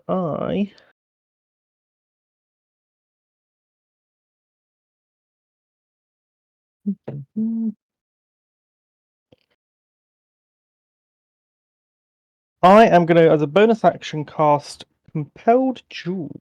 Oh, wait, let me target him first. There we go. I'm targeted. I am going to cast Compelled Jewel as my bonus action. So it's Okay, a DC 13 Wisdom saving throw. She will make a saving roll. Let's see if he makes it. No, he... Oh, wait, hold on. I rolled that from your perspective. Why did that happen? Everyone ignore the -1, nothing to see. I'm still doing the same thing. Let me see if I can roll a wisdom saving throw from...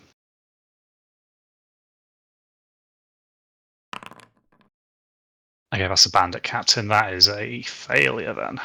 So, for the duration, he is compelled by my divine demand. So I'll sort of sprint after him and sort of shout, "Do not try to escape!"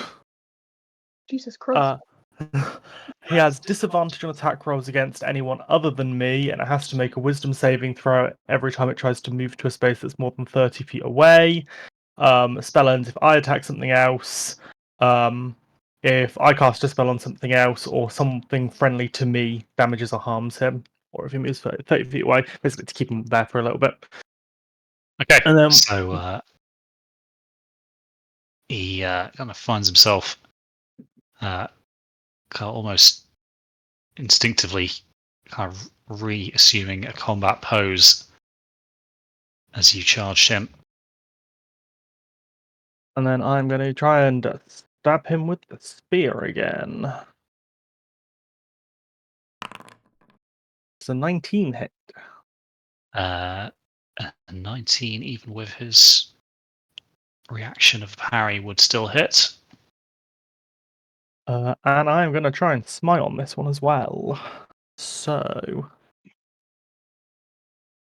damage, and then smite at this point is an extra 2d8 for a first level spell slot. Okay. 19 damage. I will mark down a spell slot for that.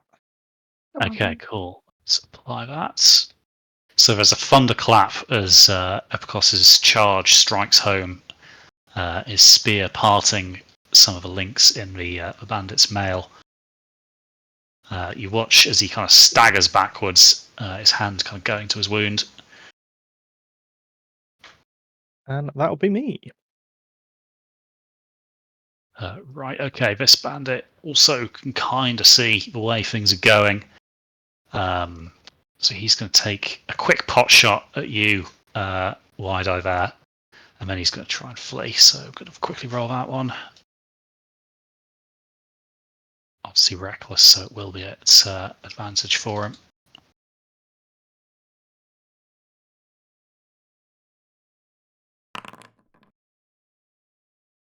Yep, so that's actually a crit.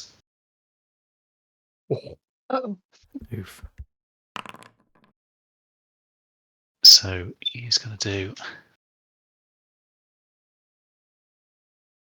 14 piercing, although that's reduced it to 7. Do you have some feature that does that? Oh, you're raging, aren't you? Yeah, I'm raging, so Spirit of the Bear resistant to everything but psychic. Okay, cool. So 7 damage then gets applied. And then, yep, seeing that well-placed bolt doesn't fell his target, he is going to turn and hightail it. Once I tell him to move rather than target.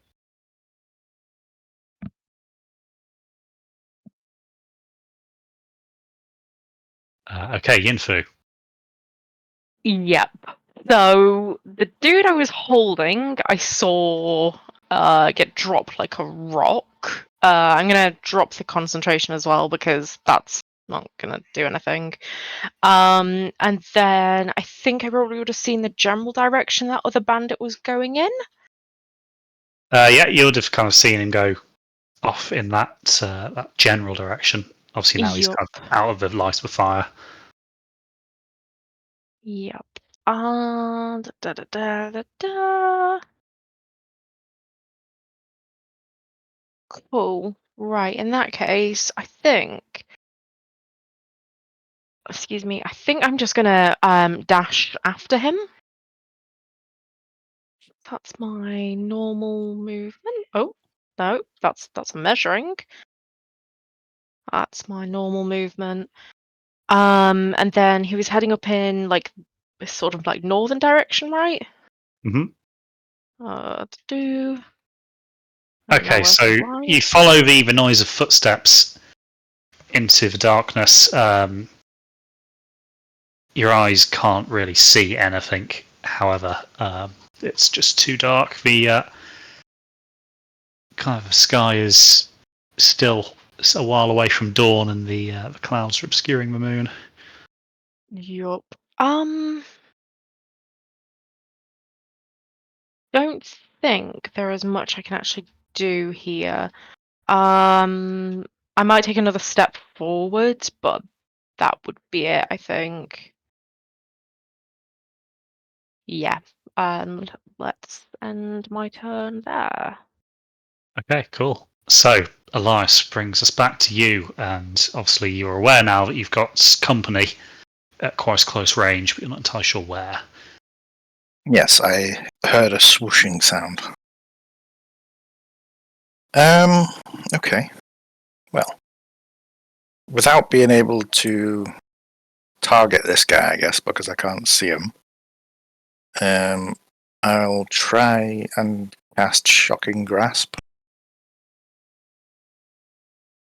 Okay, so So it's just going to be a disadvantage, I guess. it will be, yes. Oh! Oh fuck. That'll do. Damn, the other one was a nat The other one 20. was a crit, yeah. Oh, no. So is that a hit by any chance? That is a hit, yes. Is that a hit? Cal's look rolls has turned round, huh? So that's 4 lightning damage. 4 lightning damage. So you kind of direct the power to your hand, and you kind of give a large backswing, kind of pimp slap style, and you feel it connect with something, and a kind of a yell of pain as kind of sparks a jolt from your fingertips. Okay, It's so bandit in the dark. with that, I'm just going to try and stumble through or around him and just try and get closer to the light again and where my friends are. Okay. So in the most sort of roundabout way, moving 30 feet, I guess. Yep. So.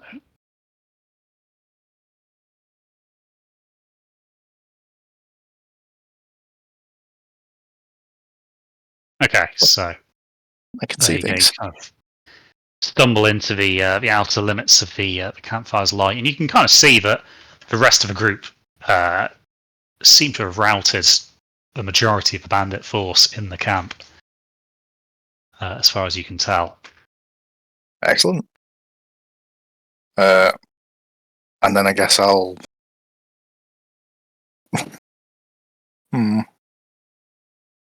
No, there's not really anything else I can do there. Yep, I'll end my turn there. And with Lynn... Now I guess because... well, no, fuck it. I'll fly Lynn over to... Got my measuring tool selected. Does Lynn to have it. dark vision? Yeah, but when I select Lynn, I can't see. I guess I don't know. Yeah, I guess it's trying not to ruin it by because if I can see through Lynn's eyes, if I can see as Lynn, then it would give things away for my Yeah. PC as well. I guess. Oh, yeah. Okay. So when I select Lynn to control her, I can't see any difference from what my main character sees. Okay. Right. Even though Lynn should be able to see a lot more, Yeah. I guess. But then I'm giving Lynn commands anyway. Well, Elias is giving Lynn commands, so Elias wouldn't give Lynn a command to do anything that he can't see anyway, I guess. Would that make sense? Makes Anyway. yeah.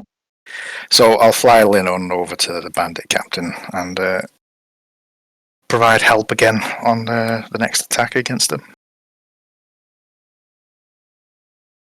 Okay, cool. And that'll be it. So, Lee May, that brings us to you. No. Oh no! Oh, it's doing it to me now. Aha! That's what I have to do. Yep. So, obviously, you've kind of watched the fight tilt very much in your guys' favour. Yeah. I'm gonna. Oh. Okay. There was a bandit that went. Oh. That was not what I meant to do. There was a bandit that went this way, wasn't there? And there There was a bandit was. that went that way. Oh, I won't be able to catch them though because it's dark. Right, fine. I'm gonna head over to where Epikos is, and as I'm running, I'm kind of just gonna go. Are we capturing or killing? As I do. Don't know if Epikos can reply. I don't know. But yeah. Has he spread the money all over all of the Yeah, money? so the coins have been kind of tossed all around the campfire, of essentially, them, just okay. to try and. He wasn't sure whether that might distract you guys to secure his escape. Okay. No, we'll just pick it up after we finish killing you. Exactly. But do we kill him? Well, we've got the messenger. Yeah. Okay. What I'm gonna do is just kill him. I'm gonna use my fighting spirit, which is on. I completely misheard you. I thought you said fighting ferret. I wish I had a fighting ferret. No. So I get I can basically bonus. I can use attack advantage on weapon attack rolls until the end of the current turn, and I get 5 hit points. I don't know if that's done it automatically. No, but don't know where we put the temporary hit points actually. I think on your character sheet there's like a little blue symbol next to your hit points. Is that the temporary? Is that it? Yeah. I assume it is. I'm assuming that is. So I'm going to put 5 in there and just roll with it. And then I'm Yes, that's your temporary hit points. Yeah, brilliant. Yep. Okay. And then I'm going to swing my great axe at this guy. Finish him off, hopefully. Hopefully he's not over. I'm going to do this with advantage because I'm using my bonus action. Oh, come on, give me a 20. God damn it. Now give damage. That's better. Okay, so again, you kind of lay into this bandit with your greatsword. You can see he's kind of starting to get worn down for the time being, but that should, I think, break the compelled duel now that he's been attacked by an outside party. Yeah. Shit. Sorry. That's okay. Let me see if I can turn that off. There you go.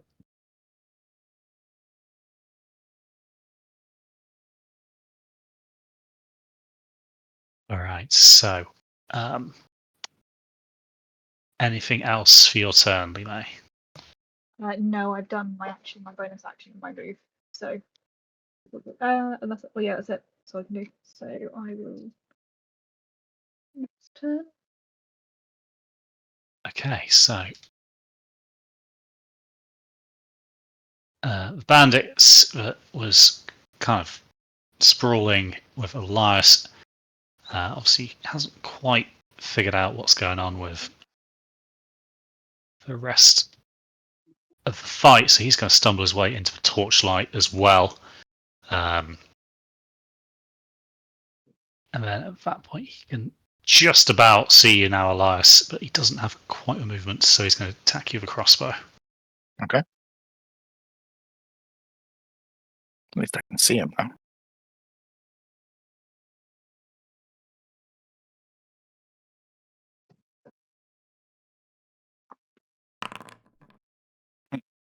However, you're almost a bit too close, and he doesn't take the time to aim properly, kind of whiffing the shot.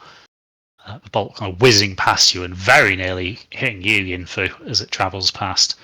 Oh. Again, you kind of hear a whistle as the fletching kind of goes uncomfortably close to your ear. That's going to be his turn done, bringing us back to Crouching Tiger, Hidden Dragon over here. Well, first of all, I will move 20, 40. I'm going to move to there. I'm going to go round him, but it doesn't change things. Yeah, just stepping around. I think they're fine. And I'm a thief. So I'm going to dash as an action and go into this door. As an action? As a bonus action, I'm going to dash with my cunning action, come to this door and try and open it. Sure, so because they just came out of it. It isn't. He's just come through that, so you're able to open that. 1, 2, 3. I moved 15 there. So I'll move in. See what's going on in here. Oh, it's sure. So it's a bit broken. You have a. Oh yeah, there's no light in there. Okay. So you have a look around in the darkness. You can kind of feel your way to what appears to be a makeshift desk and a chest. I'll spend my actions worth of time to see if they have something in a desk which is similar to like the book that I found in the sawmill, the lumber mill. Okay, so you have a look at the contents of a desk. Unfortunately, there's no kind of well-kept ledger like the sawmill. However, you do find a few scraps of paper which appear to be correspondence of some sort. Yeah, so I'll just grab them. Can't really read what they are at the moment. It's a bit dark, so just stash them away. Okay, cool. So you swipe those and pocket them. And that will end my turn. I'll end in there. Okay. Brings us to Wide-Eye, who is now standing with no clear target as you kind of dislodge the axe from your previous victim. I feel like he would immediately be drawn to the fact that Epicos and Lee May had run over here. Let me just try and figure out.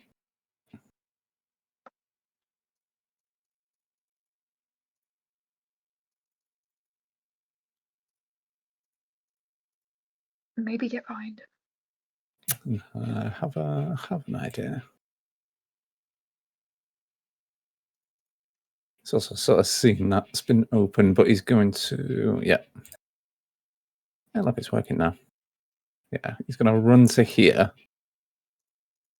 I suppose it'd be like a bonus action because he's got javelins on his back. What he'll do is he'll kind of slam his axe into the ground, grab a javelin, and he's just going to, reckless, obviously, absolutely just launch it at this captain over here.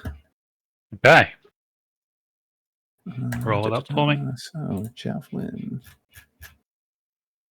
Attack with advantage. Oof, I was so close to a nat 20. Really? Damn it. Does 25 hit? 25 hits, yes. Okay, wonderful. I don't have to do Yeah, because it'll tell you if you've targeted them. If it comes up green, it's a hit. Oh, nice. Didn't see that. So you can just apply the damage there. Nice, which is 10. Okay, so your javelin finds its mark as well. Again, the tip manages to break some of the mail links. It doesn't quite sink in as far as it would to an unarmored target, but you do some good damage. Wonderful. End my turn there. Okay, so Bandit Captain at this point, obviously no longer compelled to stand his ground. he is going to just go hell for leather, and he's going to dash. So you will get opportunity attacks, you two. Brilliant. So do you want to roll those and see if you can... Yep. Do I still have 15. Okay, he's going to use his reaction to parry that one as he goes, which makes it just a miss. Do I need to target him, or is he? You can. It would be easier if you did, but He's already Remember, got. you've got Bardic Inspiration as well, Zed, if you want to use that here. Oh, thank you I for think you can reminding do it after you've rolled the d20. Yeah. do you just want to roll your attack without a target, and I'll tell you the hits. Okay, no worries. And obviously, if you want to use your inspiration, just Yeah. shout out. So you can roll your d20 and then you get a d6 if you want to add a d6 is worth to it. Oh my gosh. I'm gonna add the d6 anyway. Okay. Well, no, okay, maybe I won't then.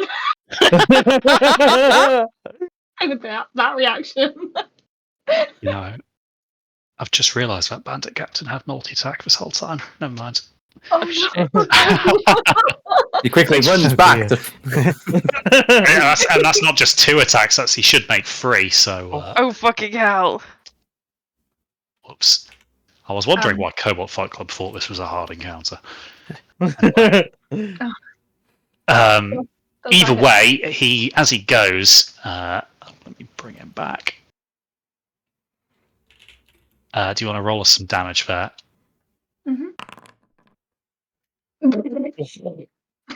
Max damage.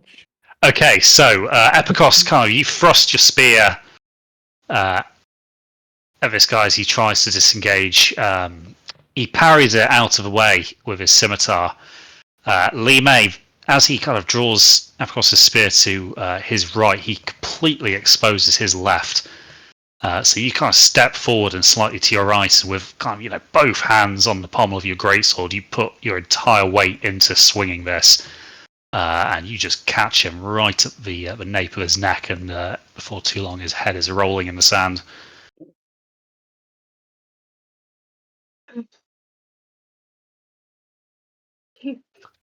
Guess we can bring back his head then. Right. Meanwhile, the other bandit has disengaged. He is now off the map, out of combat, and defeated for the purpose of this exercise. So, Epicos,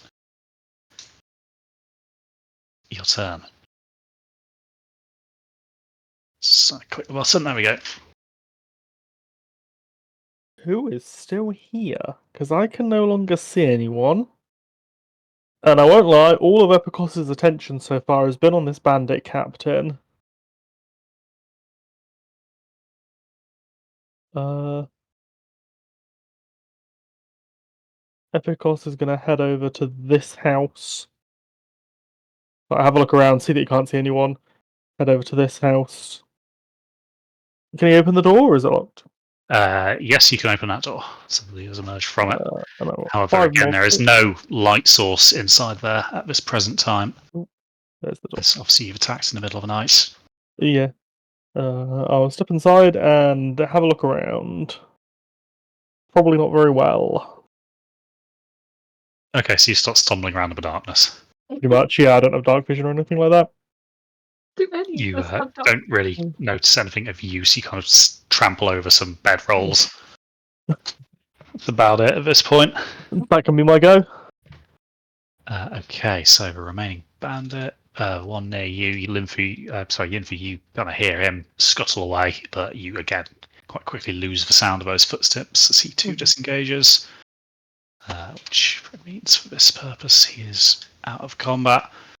And finally, Oh.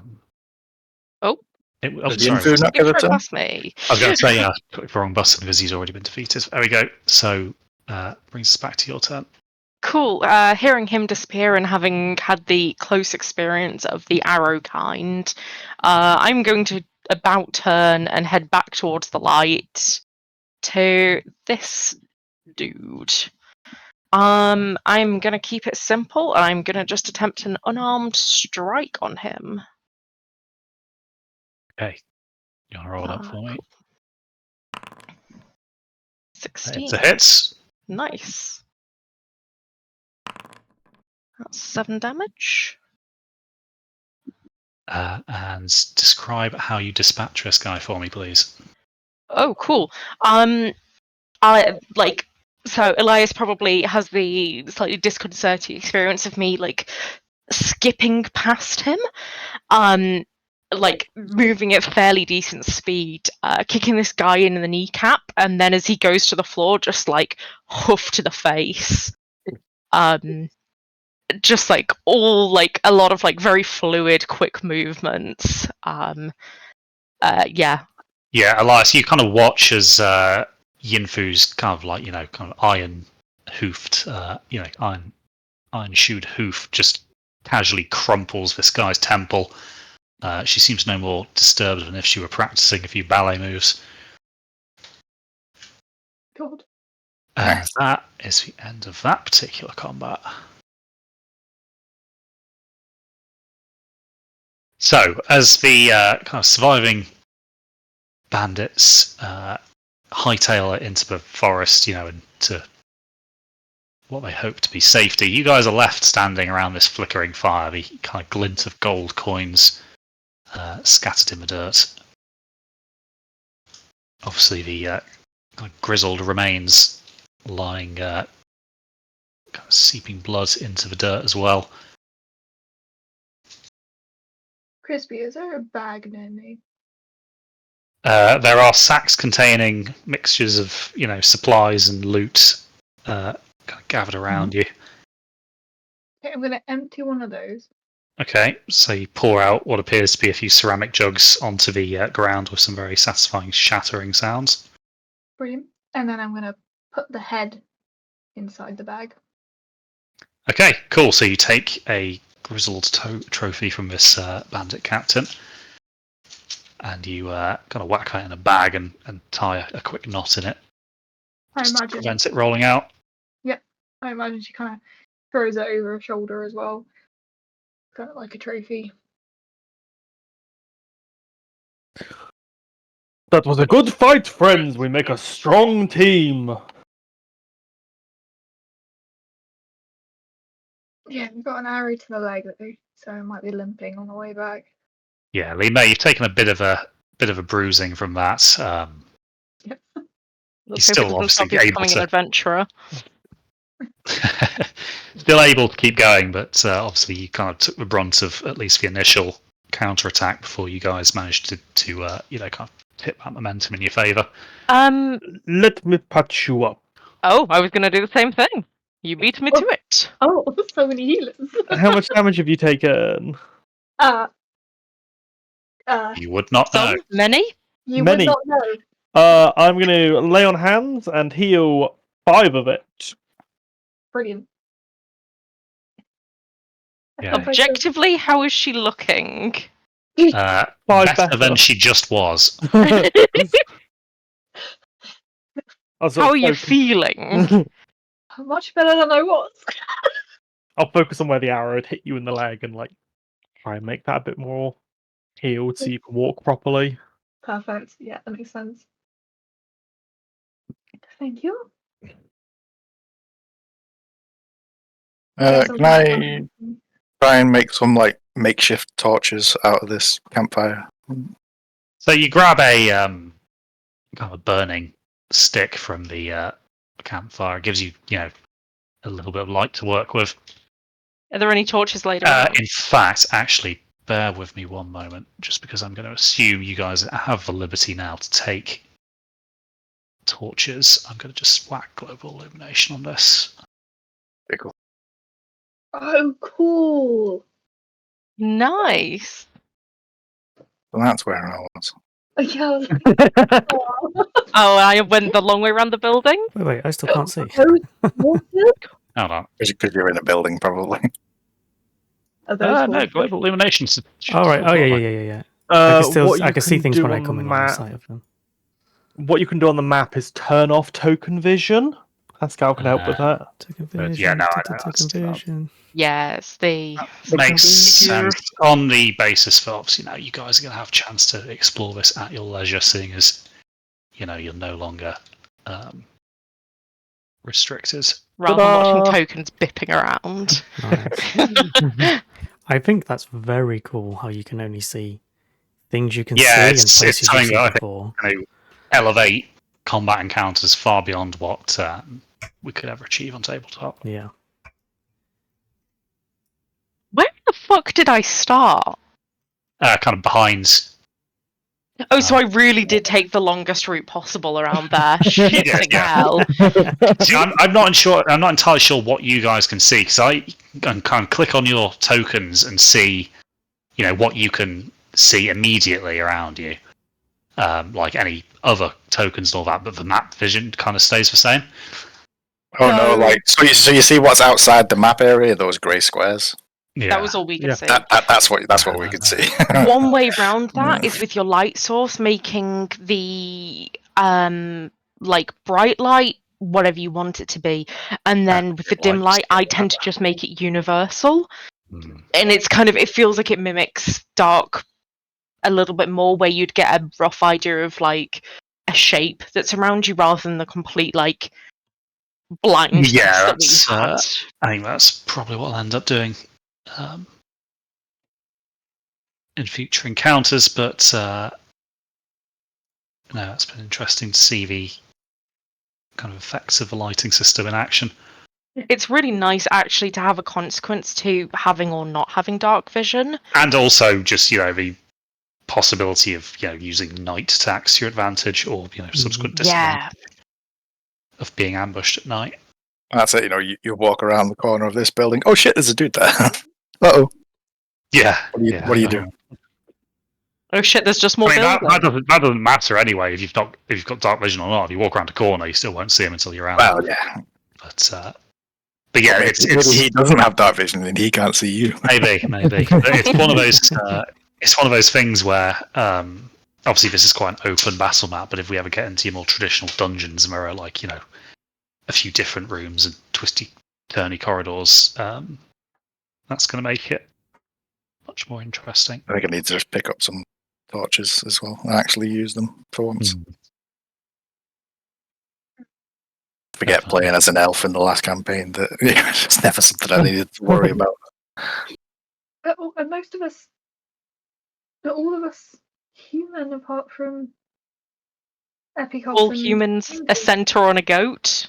None of us have dark bandit vision. camp. I guess it's The party's divided between the cloven and the uncloven ones. Oh, is Wide Eye a human, or is he like something bigger? Just a tall human. big human. I believe the appropriate term is unit. Whoa, big guy. Okay, so you guys kind of congregate a little bit. As Lima is kind of packing away her trophy, Zwan, you kind of get a bit more light if you fancied reading through some of those letters. Yeah, I was going to say I'm going to sit sort of nearish to the campfire for a bit of warmth and flick through these pages very quickly, see what they contain. Sure. So obviously they're not kind of as neatly formatted as the ledger, being personal notes and letters rather than business ledgers. However, you can see that there are a couple of entries that make mention to, the kind of setup and the operation they've got going here. So obviously the kind of village foreman has been pretty heavily implicated in all of this. The name Lao Dong pops up a lot of times in, who they're exploiting the money from. You also see mention of this kind of bribery that has been going on that you heard kind of mentioned previously, or sorry, should I say Lynn overheard previously. There's no name, but it seems that a official in the the kind of tax office in Tongguan is in on this and is kind of, making sure that the fudged books don't raise any eyebrows when those reports get passed up the official channels.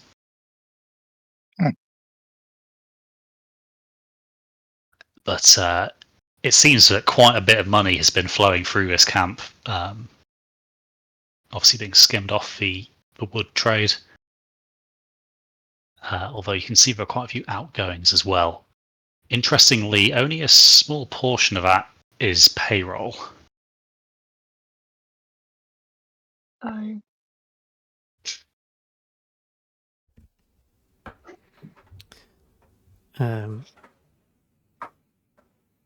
What are the things noted down as, or is it not clear? It doesn't really make any clear references. You can just see, kind of entries like one will just be listed as, say, shipment 32. And other vague entries like that. Okay. No names or references to who or where it's going to?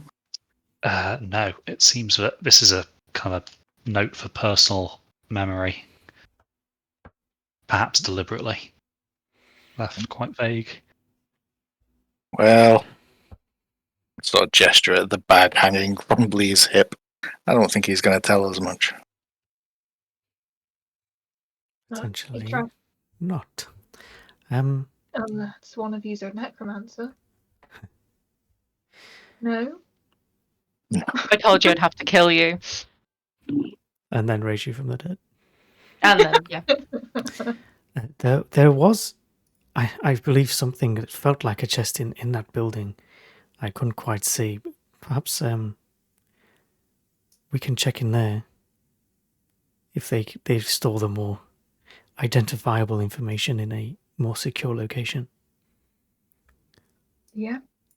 Yes. Sure. Oh, move slowly. Let's take a look. Let's have a look at Drag it out. what I believed felt like a chest or something when I was in this building. Okay, sure. So there's a chest in there, and it is kind of secured by quite a sturdy-looking padlock. Oh, it's thieves' tools time. Or we just break it. You already said it. It's thieves' tools time. It's thieves' tools time. It's a hard sentence, actually. Okay. It's always good to have a plan B, though, isn't it? So This is true. I see the look in your eye. Go, no. Let me try first. Sparklingly May's eye, giving you a cause for concern. God. I worry for my character, I really do. Trying to find thieves' tools. There's no button for it. What's the check for a lockpick? so I believe it would be sleight of hands. Yes.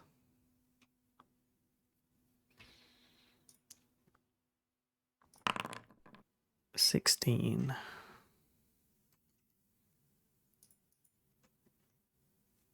Okay, so sorry, I'm just reading up. Rules as written. It's actually a dex check. I mean, if you're proficient with thieves' tools, you can add the proficiency bonus rather than being a straight sleight of hand one. Which would have been the same, actually. Oh, that's quite convenient then. So 16, you managed to get it open in reasonable time. You notice that the contents are somewhat slim pickings. Quite a lot of it is, kind of common personal goods. There's some, some spare clothes in there. You see a kind of a large, what's the word I'm looking for? Not a flagon, kind of a flagon. It's quite a nicely engraved silver drinking kind of jug, essentially. Flagon, that is the word I'm looking for, isn't it? That's the one. But then you also spot something that's tankard. There we go.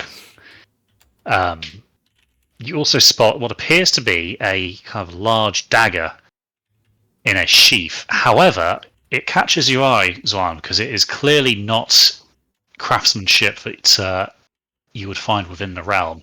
And indeed, the sheath has an inscription on it, and although the script is, the kind of letters and characters are dwarven, the combination of them makes no sense in the dwarven tongue.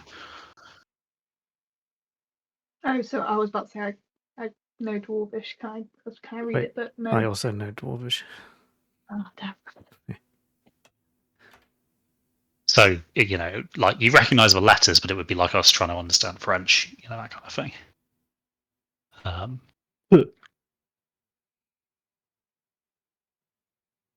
But yes, you recognise it as quite an exotic looking weapon.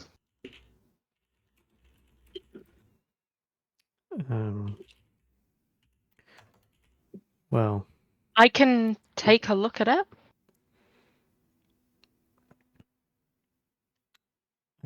sure, go ahead. I'm gonna take a look at it and use comprehend languages. Okay, so as you take the dagger, Yinfu, the script starts to almost kind of rearrange itself before your eyes to become comprehensible. You realise that the language is actually Orcish. Oh. And the inscription is quite short, quite simple. It's kind of like a small, almost traveller's prayer.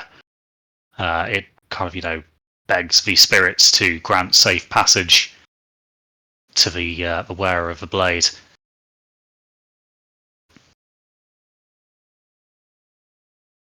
I'll relay the information. Pass it back. Looks like all good things.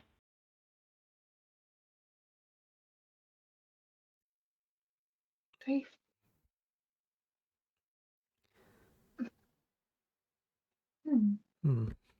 Safe He passage. definitely stole this then. I have a funny feeling he stole this. Did they steal it? Was it traded? Or was it offered as a bribe to them? Oh yeah. It could well have been traded with the fleet of fog, I believe they were called. From the sounds of things, they have very exotic items that wouldn't be very commonly found in these areas. Well, either way, I guess you can take the dagger, Mr. Shadowman. I'm gonna take the tankard, if that's okay. With everyone. Yeah. Yep. Mm-hmm. I pick up the tankard. I nearly put it in the bag with the head, and I realised, no, that's not a good idea. Gonna strap it to my belt.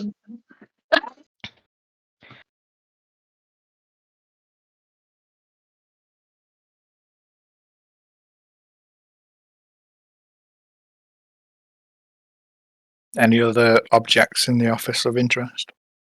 Nothing that particularly stands out. Otherwise, it's more just quite a rudimentary living space. Again, these guys have got fairly ramshackle accommodation. Cool. I pop a squat outside and try and recover some of that gold that was just like strewn around. Sure. So you start kind of collecting the coins. It's a fairly laborious process, as he scattered them quite far. Okay, so it helps by Epicos. I want to know how Epicos helps. This is He kind of tries to lean down, like bends his front legs, leans down, picks them up when he can, and Okay. like crawls over on his kind of front knees. It's like, looks quite impressive.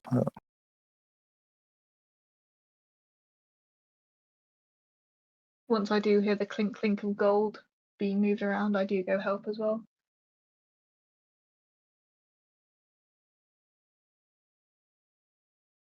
Okay, so you guys start to kind of pick the gold from the floor, looking like a pack of pigeons bobbing for crumbs. But after a few minutes, you've managed to kind of gather up the assorted coinage.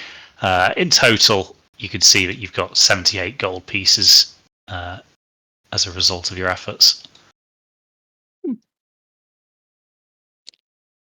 Remember, this is the money of the villagers, not ours.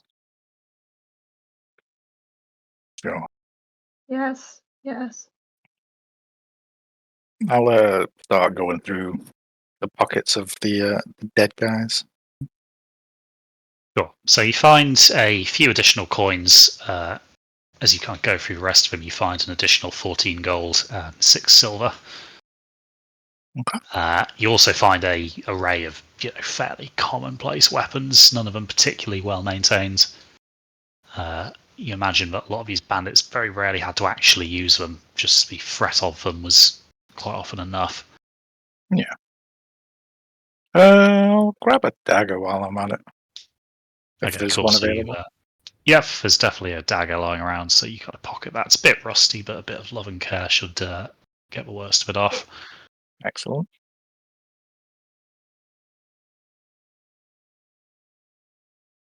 And then the rest of the camp yields, some kind of supplies. There's, food enough here for, several months. And plenty of, kind of quite crude, clearly homemade spirits, and then also a few flagons of wine, of beer. Lime, a sip reveals was it's kind of similar stuff to what was brewed in the village below. Oh, I'd take some of that. But you don't find anything else that would implicate anybody in anything. Probably time to speak to those guys that we kidnapped. Yeah, that's what I was thinking. And see who they are.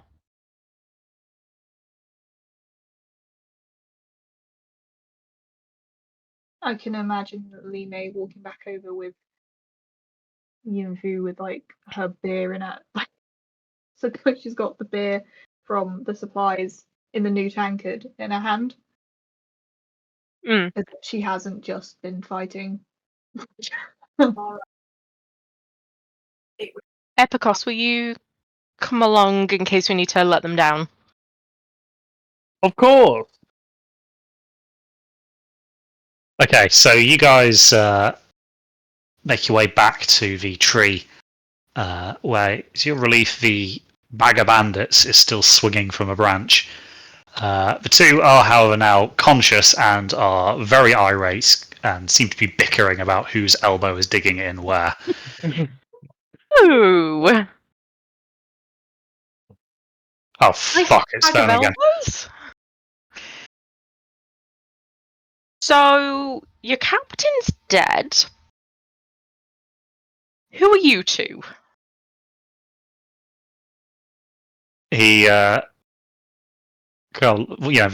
one who was kind of, the guy giving Liao the shakedown, kind of spits at you. What does it matter? Fucking stop toying with us already. Some of your buddies have left alive. We don't necessarily need to kill you.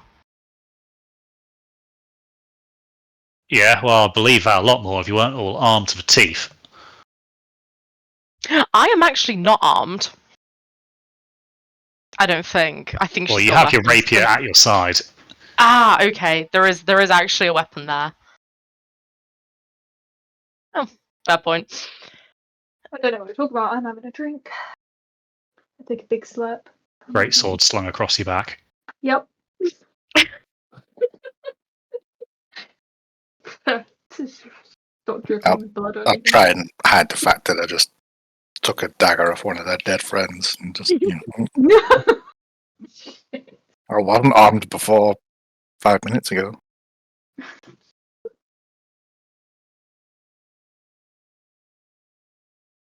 Anyway, stop giving the attitude. You're the thieving, murderous scumbags, not us. Hey, I take offence to that. We haven't murdered anyone. If anything, you're the murderous bastards. We're just the thieves. Somehow I don't think the realm will be too bothered about that distinction. No, they won't.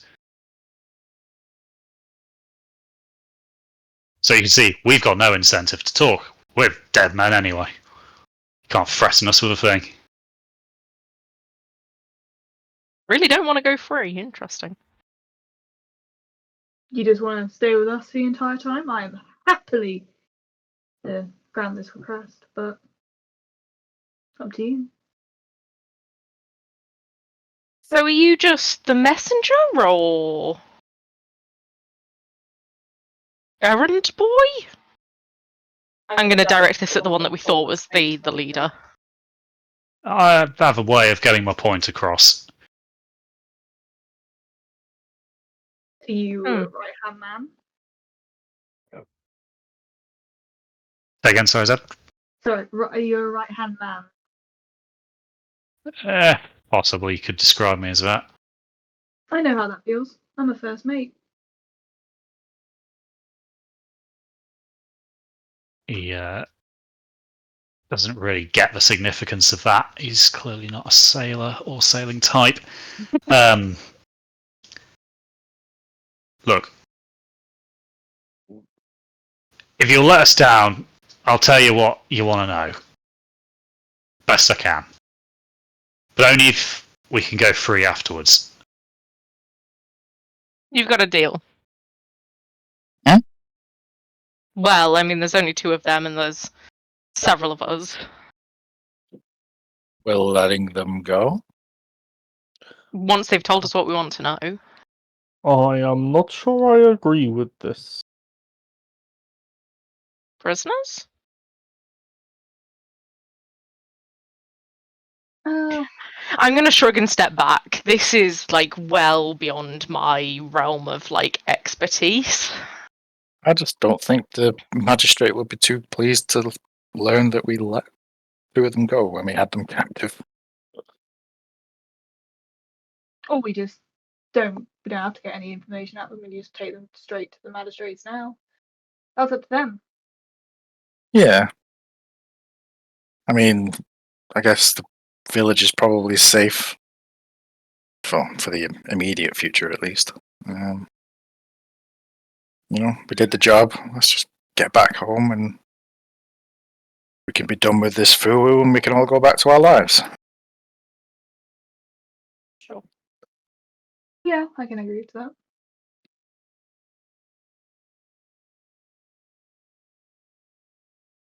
Cool. Yeah. Well, let's all go back to bed for another, what, hour? I could sleep Until through the day. sunrise. Sleep through the day. And I need a bit of sleep. head back to the village, drop off the gold, collect the wagon. Well, I guess, yeah, we still are under contract to deliver that timber. Yeah, we need to still do that, so we need to get back in 5 days, so we can't stay here too long.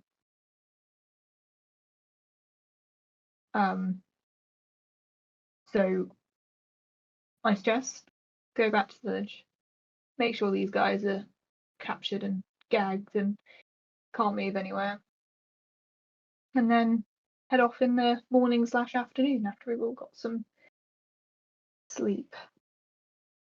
Cool.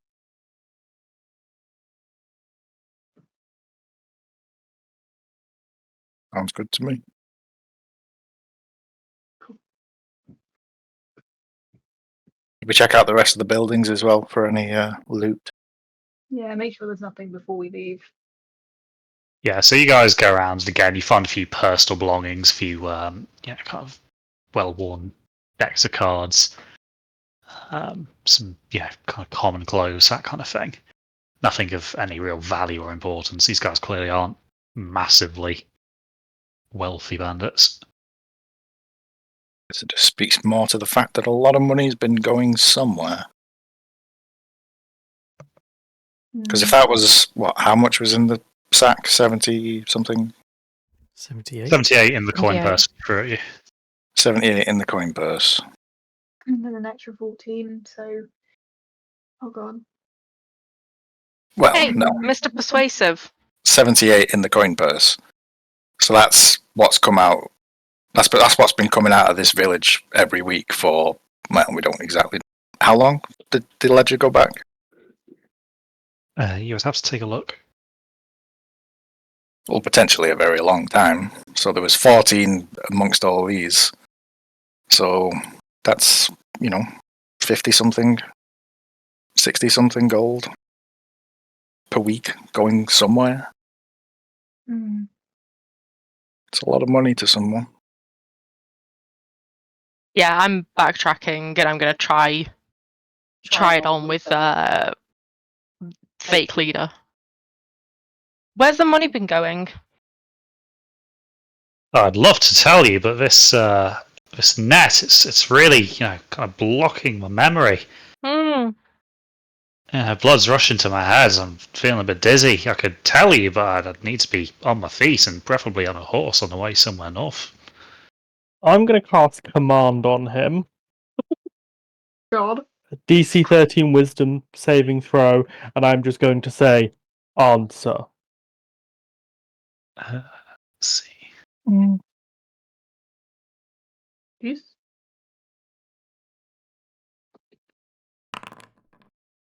Oh, Oh does God. Holy shit. He replies, "No."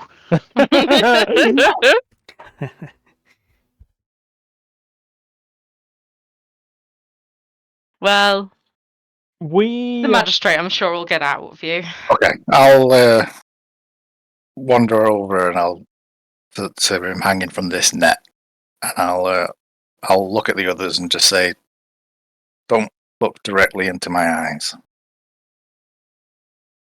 Magic And man. If what you Look- do doesn't work, I am holding a torch beneath them until look, they and looking at this guy, I will use hypnotic gaze. Hmm. So he is charmed, which means I have advantage on Well, social interactions. first roll a wisdom saving throw before. Yes, sorry. Excuse me. Getting too far ahead of myself. Oh, Oh, damn no. it. Okay, never mind. Then looking away from him, I'll look directly at his friend then. Because, well, it's once per long rest, but only on the same creature. So I can... Well, Yeah. it's a bit of a confusing one if you read it. Like, it doesn't specify... Choose Once one per long creature rest. you can see. If target can see or hear you, blah, blah, Well, blah. the last line on it, you can't use this feature on that creature again until you finish the long rest. But then when I've clicked it, it says, like, 0 of 1 uses used. But to me, that says that it's a... If it's just a spell, Well, it's not even a spell. It's my like class feature. yeah, I think it's once per creature per long rest, or Yeah. like one attempt per creature per long rest. So you Yeah. can use it on infinite creatures, but only once per long Only rest. once per long rest. Yeah. that Okay. would be my interpretation of that. So I'll try it on the second guy then, if he wants to make a wisdom saving throw. No, that's 2d20. Oh, damn it! Oh my God. These guys are The like hell? tough shit. So as I look at him, I can see that it's not taking, and I'll just quickly blink my eyes and. Don't tell him Turn your to the name, others. Pike. Never mind. It didn't work. Orchard is.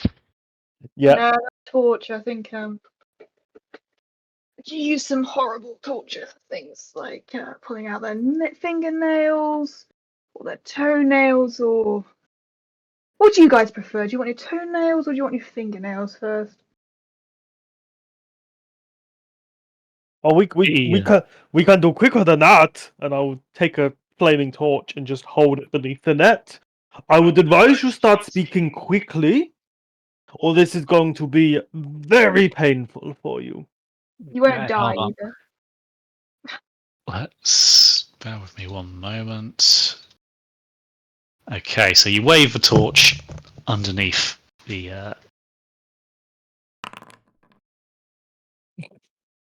bandits. Okay, so the messenger kind of keeps his lips tight. His friend is not so convinced. Don't listen to him. I'll tell you. Let me down. Take it away. Speak first, then I will take it away. The kind of messenger starts to try and reposition to, obviously try and like silence the other guy, but obviously in the confines of the net, he doesn't really have the capacity for this. What do you want to know? Where have you been spending this money? Where's it been going? Ha! Us spending the money. We spend it on the ale. That's about all we can fucking afford. Tight asses don't pay us anything. Then where's the rest of the money been going? I don't know. Get shipped off. This guy's useless. Where does it get shipped? What do the ships look like? Are you dumb? What ships do you think are around here? It's a wagon, you muppet. I don't know where it goes, but one comes every week. How When's is the it next one due? shipped? 3 days from now. Not even shipped. Sorry. The sailor. Always hoping for shit. Sorry. Sailor? Pirate? Huh? Sailor.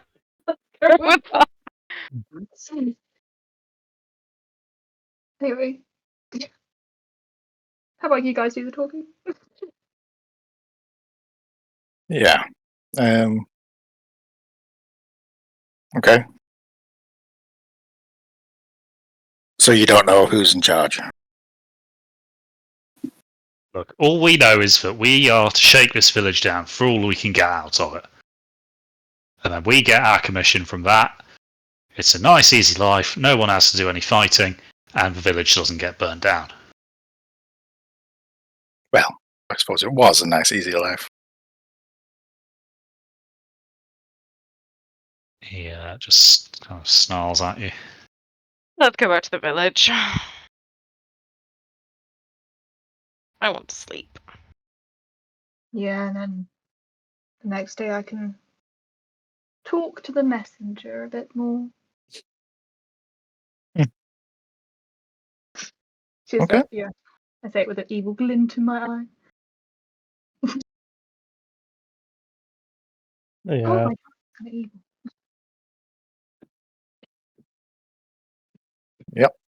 Let's do We it. head back then.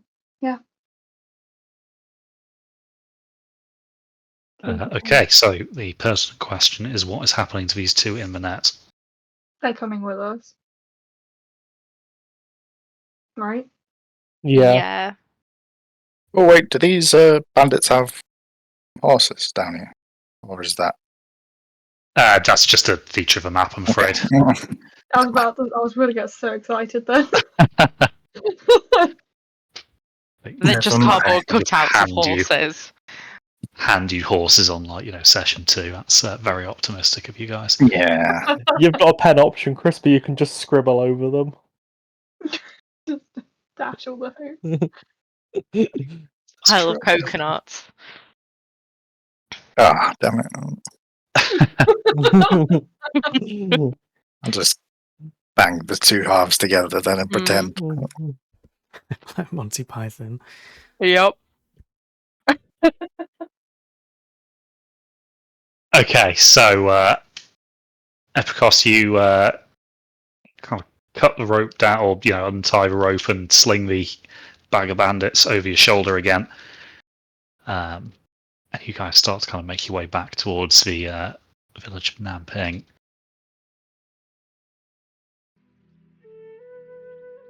So, by the time you get back to the village, the sun is on the rise over the horizon, and you can kind of see the first signs of life are starting to kind of re-emerge around the rest of the village. Obviously, the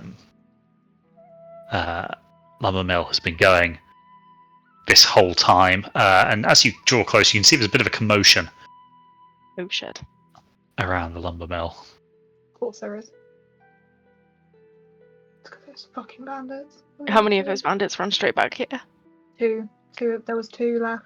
So, as you draw near, you can see that the workers are being very loudly berated by Lao Dong, the foreman, who you can see has clearly had very little, if any, sleep at all. I know one of you thieving bastards has got it. I'll dock all of your pay until someone gives me it back. Shit. I know it is. There's no kind of response from the workers to kind of like affirm it. In fact, quite a lot of them deny it or, kind of give alibis for how it couldn't have been them. One of you's got it. As I say, I'm not going to be paying you until I've got my ledger back. I'm gonna immediately stride over. I've still got the captain's head in my bag, so I'm pretty confident right now. And I'm gonna kind of tap him on the shoulder and just say, "We're gonna need to have a little bit of a talk." He looks at you briefly and then turns back. Not now, I'm busy. Oh, you'll want to talk now. And I force him to look round, so the other workers can't really see. I open the bag, and I show him whose head I've got in the bag. What the fuck? He kind of looks from the bag to you and back again, kind of abject horror on his face. Who are you people? Is it a bad time to say that he probably doesn't recognise that person? Hey, look at this cool head I have in the bag. We do also have the messenger that he knows on. Yeah, like slung over my back. Following up behind. Well, there is also, I kind of look behind me and tilt my head at the messenger who's on Picossa's back. His eyes kind of follow the motion, and he recognises these bandits. Oh God, what have you done? Cleaned up your mess for you, I think. Idiots. Oh my God, you've made it worse. Come with me. Back to work, you lot. He snaps at the workers. He kind of gives them a moment to disperse before he kind of summons you kind of up into his office. Obviously, Zwan, it's not the first time you've been in this room, but you probably think it prudent not to mention that. Mm-hmm. What have you done?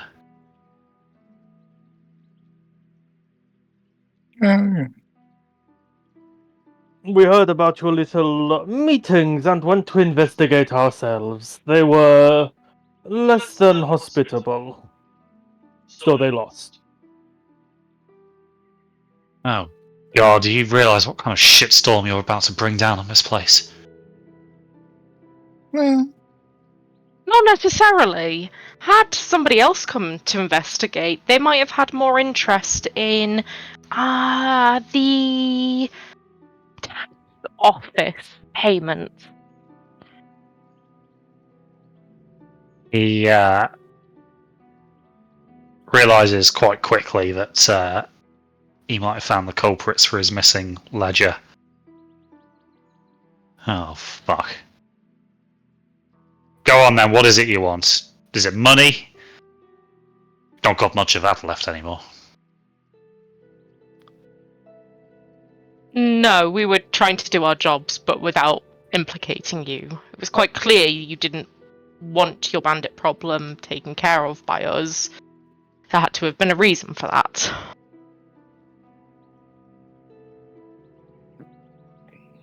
And I still wish you hadn't. Do you honestly think that a handful of bandits camped in the woods were a problem we couldn't have dealt with? We're a day's ride from Tongguan. I could have had the guard here easily. This goes much deeper than that. So where have those shipments been sent? Who is it that's getting their pockets lined by this? I sent them to an Clearly official. wasn't any of them. There's a clerk in Tongguan who approached me. He said he worked for some powerful people in a powerful business, and he made me an offer that was too good to resist. And he promised me that he would make it so that the official records would not be looked into too deeply if I were to just fudge the numbers a little bit. That was 5 years ago, and obviously I've got myself in far too deep to stop now. That's when he started turning the screws a little bit, and we found ourselves in this situation, unable to stop and unable to report it. I don't know where the cash actually ends up, I just know it flows through their hands first. What was the name of the clerk? Can you describe him in appearance as well? I've never actually met him face to face, but he goes by the name of Zizilan. Is this the same clerk that we dealt with? Not that you are aware of. Okay.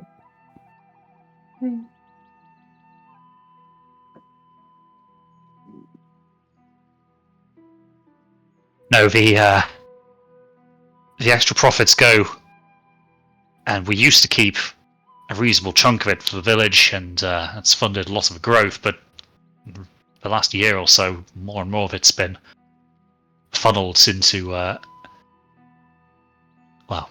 into his pockets, and from there onwards, I don't know where.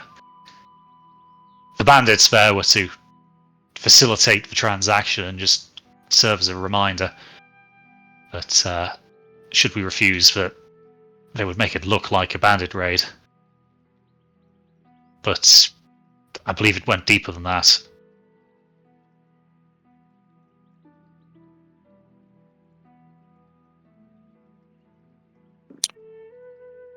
Do you know if So- these shipments went to their encampment and then left from their encampment? My part in this, I just handed over the goals. As I said, I don't know anything more about what came next. So, for all you know, it's just one guy bullshitting you with these threats, and the bandits really were all that there was? He shrugs. Well, Zilan made it clear to me that things would end badly for me if it ever came to light of what we went through here. The bandits, well, they were a threat, but, the executioner's blade was more of the cattle prod that he used on me. Right. So, for all you know, there is no big conspiracy. It's just the bandits and whatever his name is. Yes, as far as I'm aware, the money goes to Zizalan. Whether he spends it or sends it onwards, or whether there's a deeper ring to this, I don't know. Right. Would anything in the ledger point towards Zizalan for another magistrate to believe what we are saying, or would that all be hidden? That ledger's about as cooked as it gets. The only reason we haven't had an audit here is because he keeps the official paperwork nice and tidy for us. I'm sure if anybody actually gave it a proper look who wasn't in on it all, it'd be it'd be clear as day that something's not right. And if he's been the one overseeing it, then I imagine that's fairly good evidence that he's involved. Do you mind if we keep this ledger? He kind of looks at you guys. If I were to hand that over to you, I'd be signing my own death warrants. There's no way I walk from this. So, why not hand it over anyway? He kind of weighs up his options here. He knows he's obviously not going to be able to fight you guys for it. There is a chance that the realm may be merciful, and that you may be given protection for your aid in bringing down this corruption. That is more than you are likely to get from bandits. I doubt it. The tax office, they're not known for their merciful stance.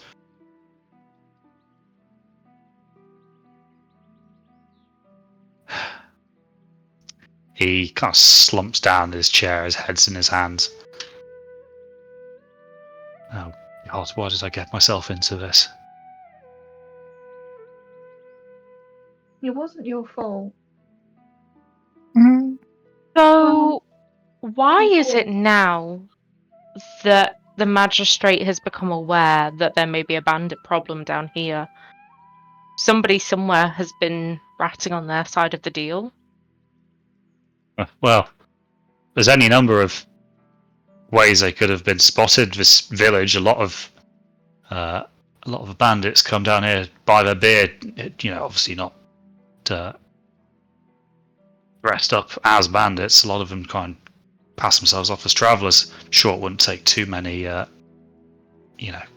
connections before some people started catching on. And somebody could have easily spotted their camp. I mean, they're not the particularly best quality brigands out there. Not very discreet. Wouldn't take much a hunter stumbling across the camp, perhaps. Hmm. I don't know, to be honest. Rather seems if it hadn't been us to come along, someone would have been. Yeah, that doesn't really give me any solace, I'm afraid. I can imagine. So, what do we think? I'm going to look at everyone. Leave the ledger? The ledger is. The ledger is proof of greater misdoings. With the clerk. My concern is that if we leave the ledger, we are not believed, and the clerk can continue getting away with it. If we take the ledger with us, then there is at least a chance that the magistrate can be brought to justice. Hmm.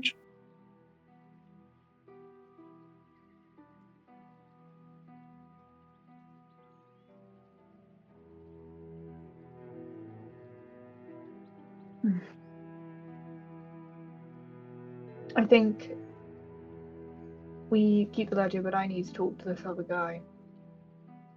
Just to set some things straight. Because we need to know if there is a bigger thing going on. Because I don't want to see this village burnt down. Well, we out of the Here's shot at to the Chris. moment of Laodong. Yeah, I'm assuming I mean, we are still in his office. we asked in his office. Okay. That's if your messenger even knows. Seems like everything is done by proxy where possible.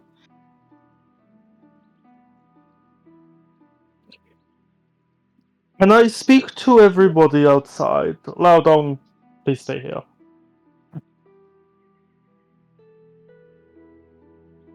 And we'll Traipse Oh. out. traipse out of the office. Yep. I have a proposition. It appears that the harm has been done. This man is guilty of that, but I do not believe that his crime is worth dying for. It seems like he was strong-armed into this quite a lot.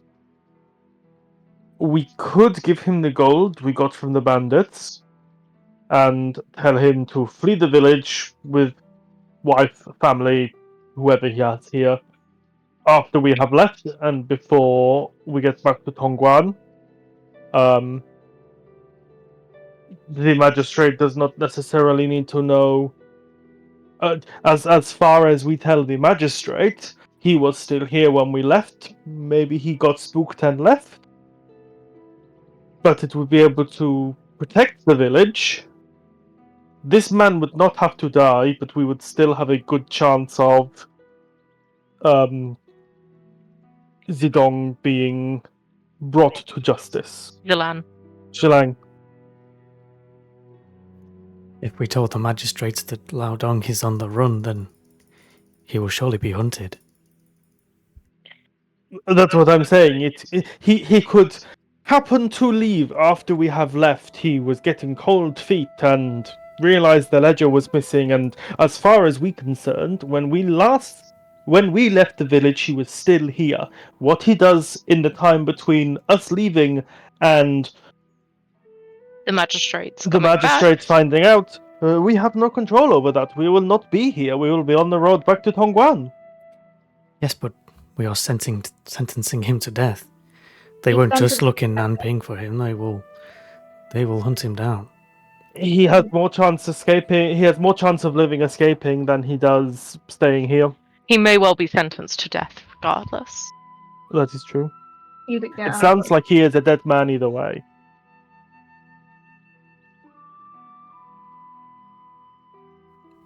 Not if we convince the magistrates that he is innocent. We are lowly people who are doing community service. I don't think they'll listen to us. Gonna be honest.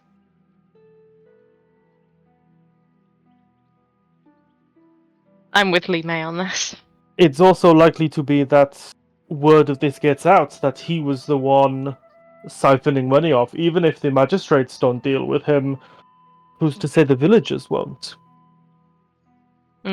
I think bandits, villagers, or soldiers, this man is dead either way unless he leaves. And then he has a chance of survival. But it is up to you whether we think he is worth that. What if we took him with us? Then I think that is a very quick way of him dying. If we take him back to Tongguan and inform Magistrate Fu of what we have found before anyone else is aware of his presence, we may be able to get Zizilan to reveal himself with his actions. He may want to try and save Lao Dong to enable this business to carry on, and that would make it very obvious to the other magistrates. Wide-Eye, roll me a perception, please. Ooh, okay. Oh god.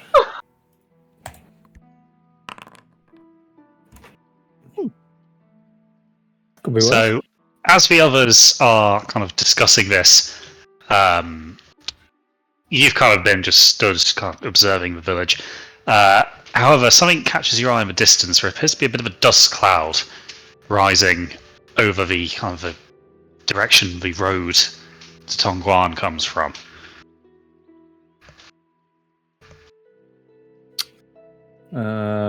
Can you kind of tell how far it is?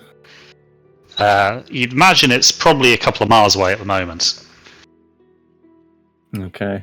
And so with the scout, I'm assuming it's moving towards the town. It is quite rapidly. Yeah, okay. Who's closest to me? So Yinfu is at the moment. I'll tell Jinfu. She's like 4 foot something, I think. She's like nearly half your height. Okay. He doesn't really understand how to talk to people, so he's just gonna grab Yinfu. Yeah, she's like 4 foot and 10. yeah, he's just gonna grab Yinfu and just lift her up. Just like, do you see this? Oh my god. What do your goat eyes see? Yinfu, sure enough, there is a quite rapidly approaching dust cloud. You would imagine it's from quite a few hooves on a dirt road. Okay. We may not get to make this decision. My dad's gonna turn around and be like, I do not understand goat. I'm guessing I'm still like being hoisted. I'm just gonna pat him like on the head or something, or wherever I can reach easily from where I'm being like suspended.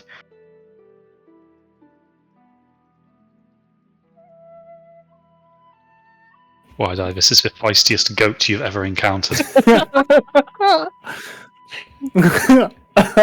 It's gonna be like, can someone help me? I asked the goat about this dust cloud, and now it seems to be attacking me. Oh, why'd I put her down? Oh, why'd I let go? No, don't. Poor choice of words. Fuck's sake. I actually probably would deal with that pretty fine, because one of my things. Where the frig has it gone? I've got mirthful leap. You know, Okay, jumping. so you land And jump. slightly on your feet. Or hooves, I Little should say. Yeah, a little bit jarring, but you know, could be worse. Yes, you'll have to have words with Wide-Eye about his manners, or, well, you have to try and find words to have with Wide-Eye that he understands, perhaps. Interpretive dance with Wide-Eye about his poor manners. But, yeah, either way, for better or worse, he has drawn your attention to this dust cloud. Yeah, as he said, the dust cloud. So there's a fast approaching. So it is bigger than he was right. Does it look like more than what you would expect from like a postal caravan or something like that? Certainly does, yes. Fuck. Does it look like it's probably going to be military? It certainly does, yes. Okie dokie. Well, we should maybe go out and meet them at this point. Yep, let's go. Okay, so you guys kind of make your way to the kind of road where it kind of pieces out and joins the village. And after about 5 minutes, a what looks to be a column of horsemen starts to become discernible on the road. They're kind of moving at pace towards the village, and as they pull up, you can see that they're all kind of dressed in kind of the livery of the Imperial Cavalry Corps. So think kind of red kind of like tunics and all that, and then kind of very fine lamellar armor, kind of lances and kind of composite bows. The kind of leader beckons to his column, and they kind of slow down as they approach the village. Elias, you recognise the leader, although you wish you didn't, as the last time you encountered him, you ended up earning yourself a fuwu. You notice the form of Fu Xin, son of Magistrate Fu Bao, clad in his military regalia, the kind of uniform of an officer, much more resplendent than his already finely dressed cavalryman. I'll sort of like subtly as possible step behind Wide-Eye.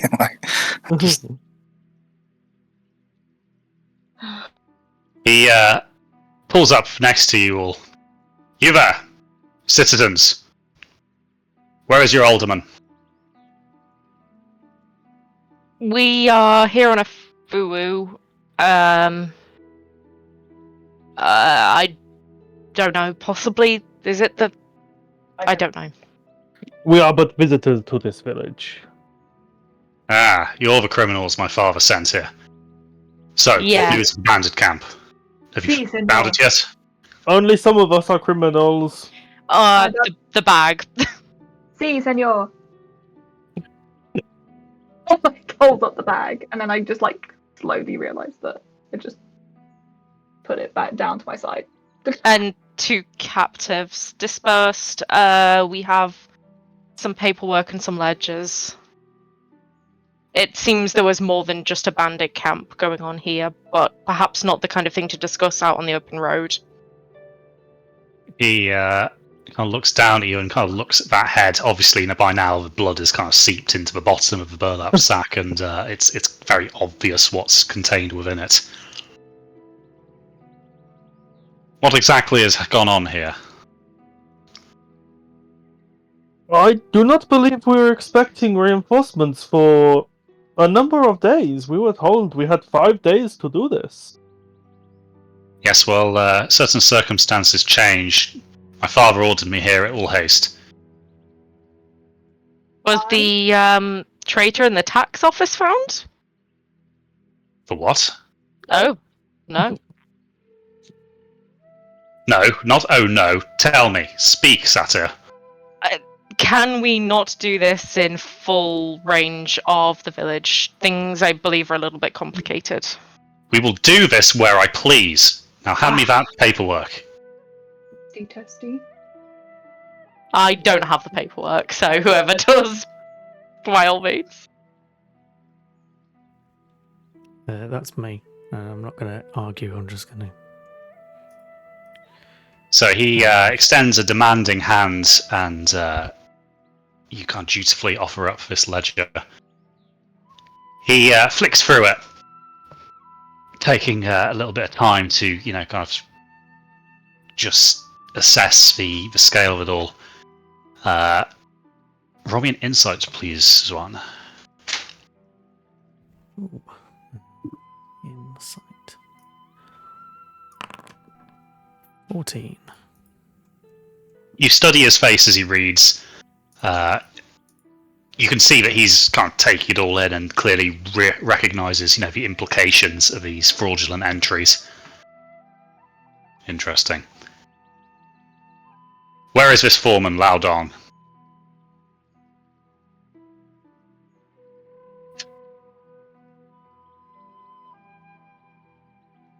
I imagine he will be in the warehouse. It is a time of work. He turns to 4 of his closest cavalrymen and kind of gestures them forward with a hand. They ride into the kind of lumberyards in the waiting area, dismount and walk into the building. After a few minutes, they, kind of walk out again. One of them, kind of with a firm grip on Liao Dong's shoulder. Obviously, the workers kind of follow out, obviously curious and somewhat alarmed by this development.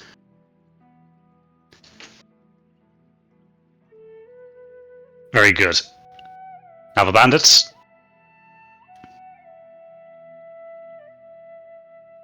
They're on my back. I'm not gonna sort of walk over and let them down. Hand them over. Deposit. This is. I'm gonna kind of go. This is kind of our evidence that we've done our job. Otherwise we won't have done our poo. I don't like where this is going. Sorry. We sir. could report to this guy, though. Remember, I think, right? No, they were just. Also, speak. Sorry, Rich. Oh, that was it. Yeah, Aaron. Okay.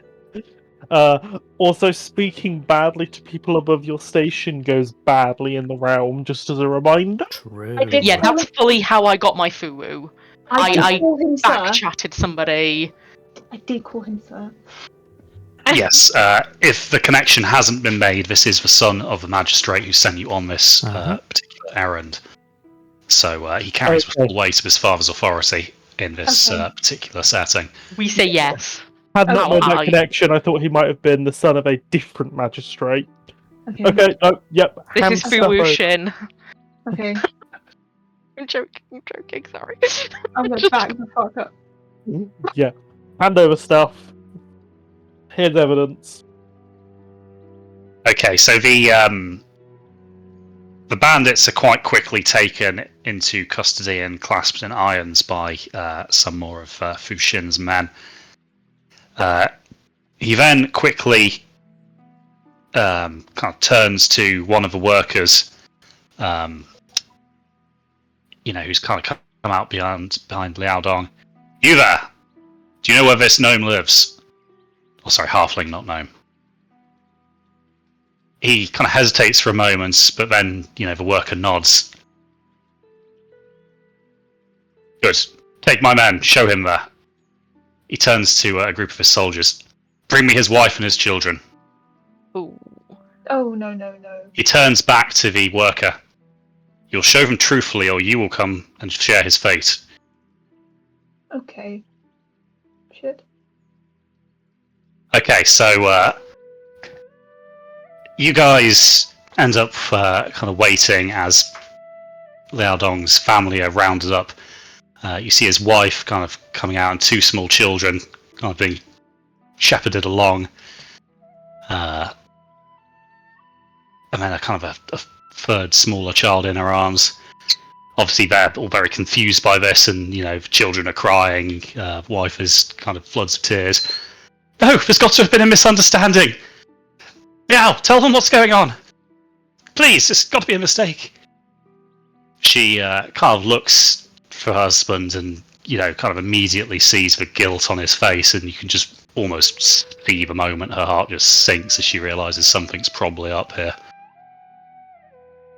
But meanwhile, Fuxin has kind of turned back to you guys. Well, how unexpected for common criminals to be so useful. You've saved me a lot of work here. He reaches into his kind of tunic and pulls out a small coin purse. He counts out about 60 gold and tosses it to you. Consider it a bonus for a job well done. When you get back to Tongguan, report to my father. I imagine he'll have potentially some more lucrative work for you. The realm always needs competent agents. Does this mean we have completed our fool? Indeed it does.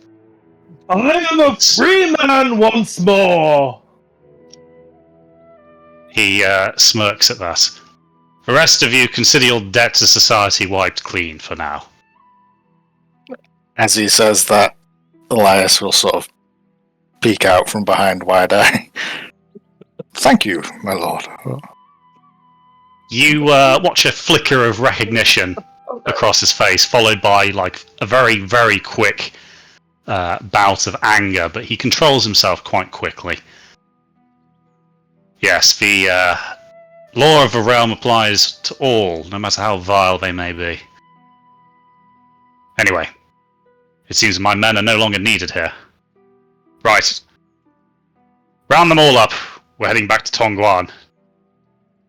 His men kind of bind, the captives and sling them ready for transport, and as quickly as they arrive, they make their way back. My lord, would you road. like us to direct you to the bandit camp in case we happen to miss anything? No need. If you've dispatched them all already, that should be fine. And anyway, he pats the ledger. This is much more important. We definitely got them all. Every last one.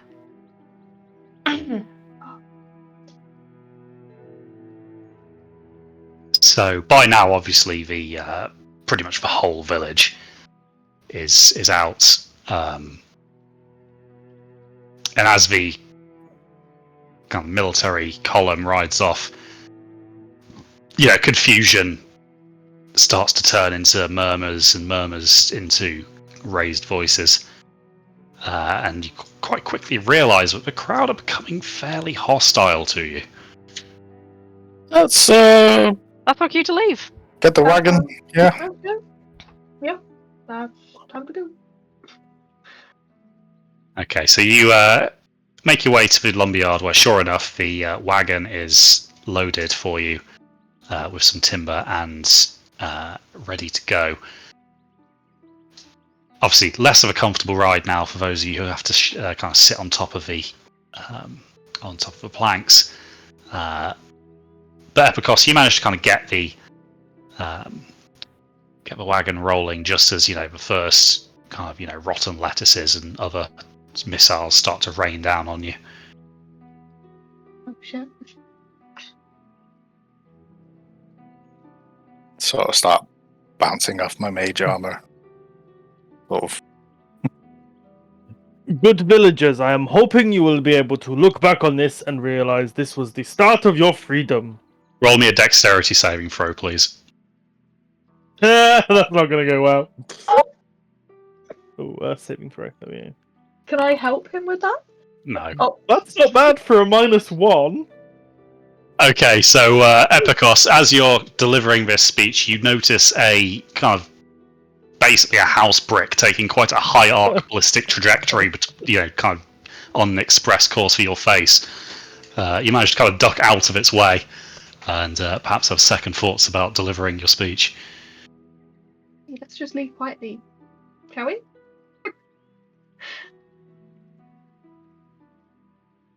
Yeah. Well.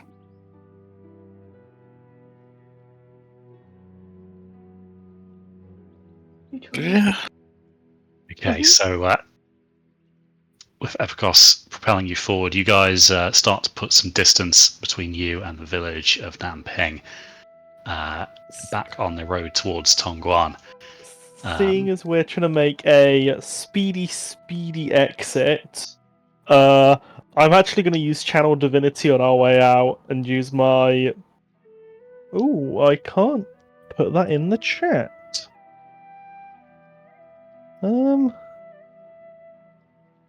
I can do it if I don't consume resource, so I'll do that manually. Yeah. I'll use Peerless Athlete to give myself advantage on strength, athletics and acrobatics, and I can push, pull, lift twice as much.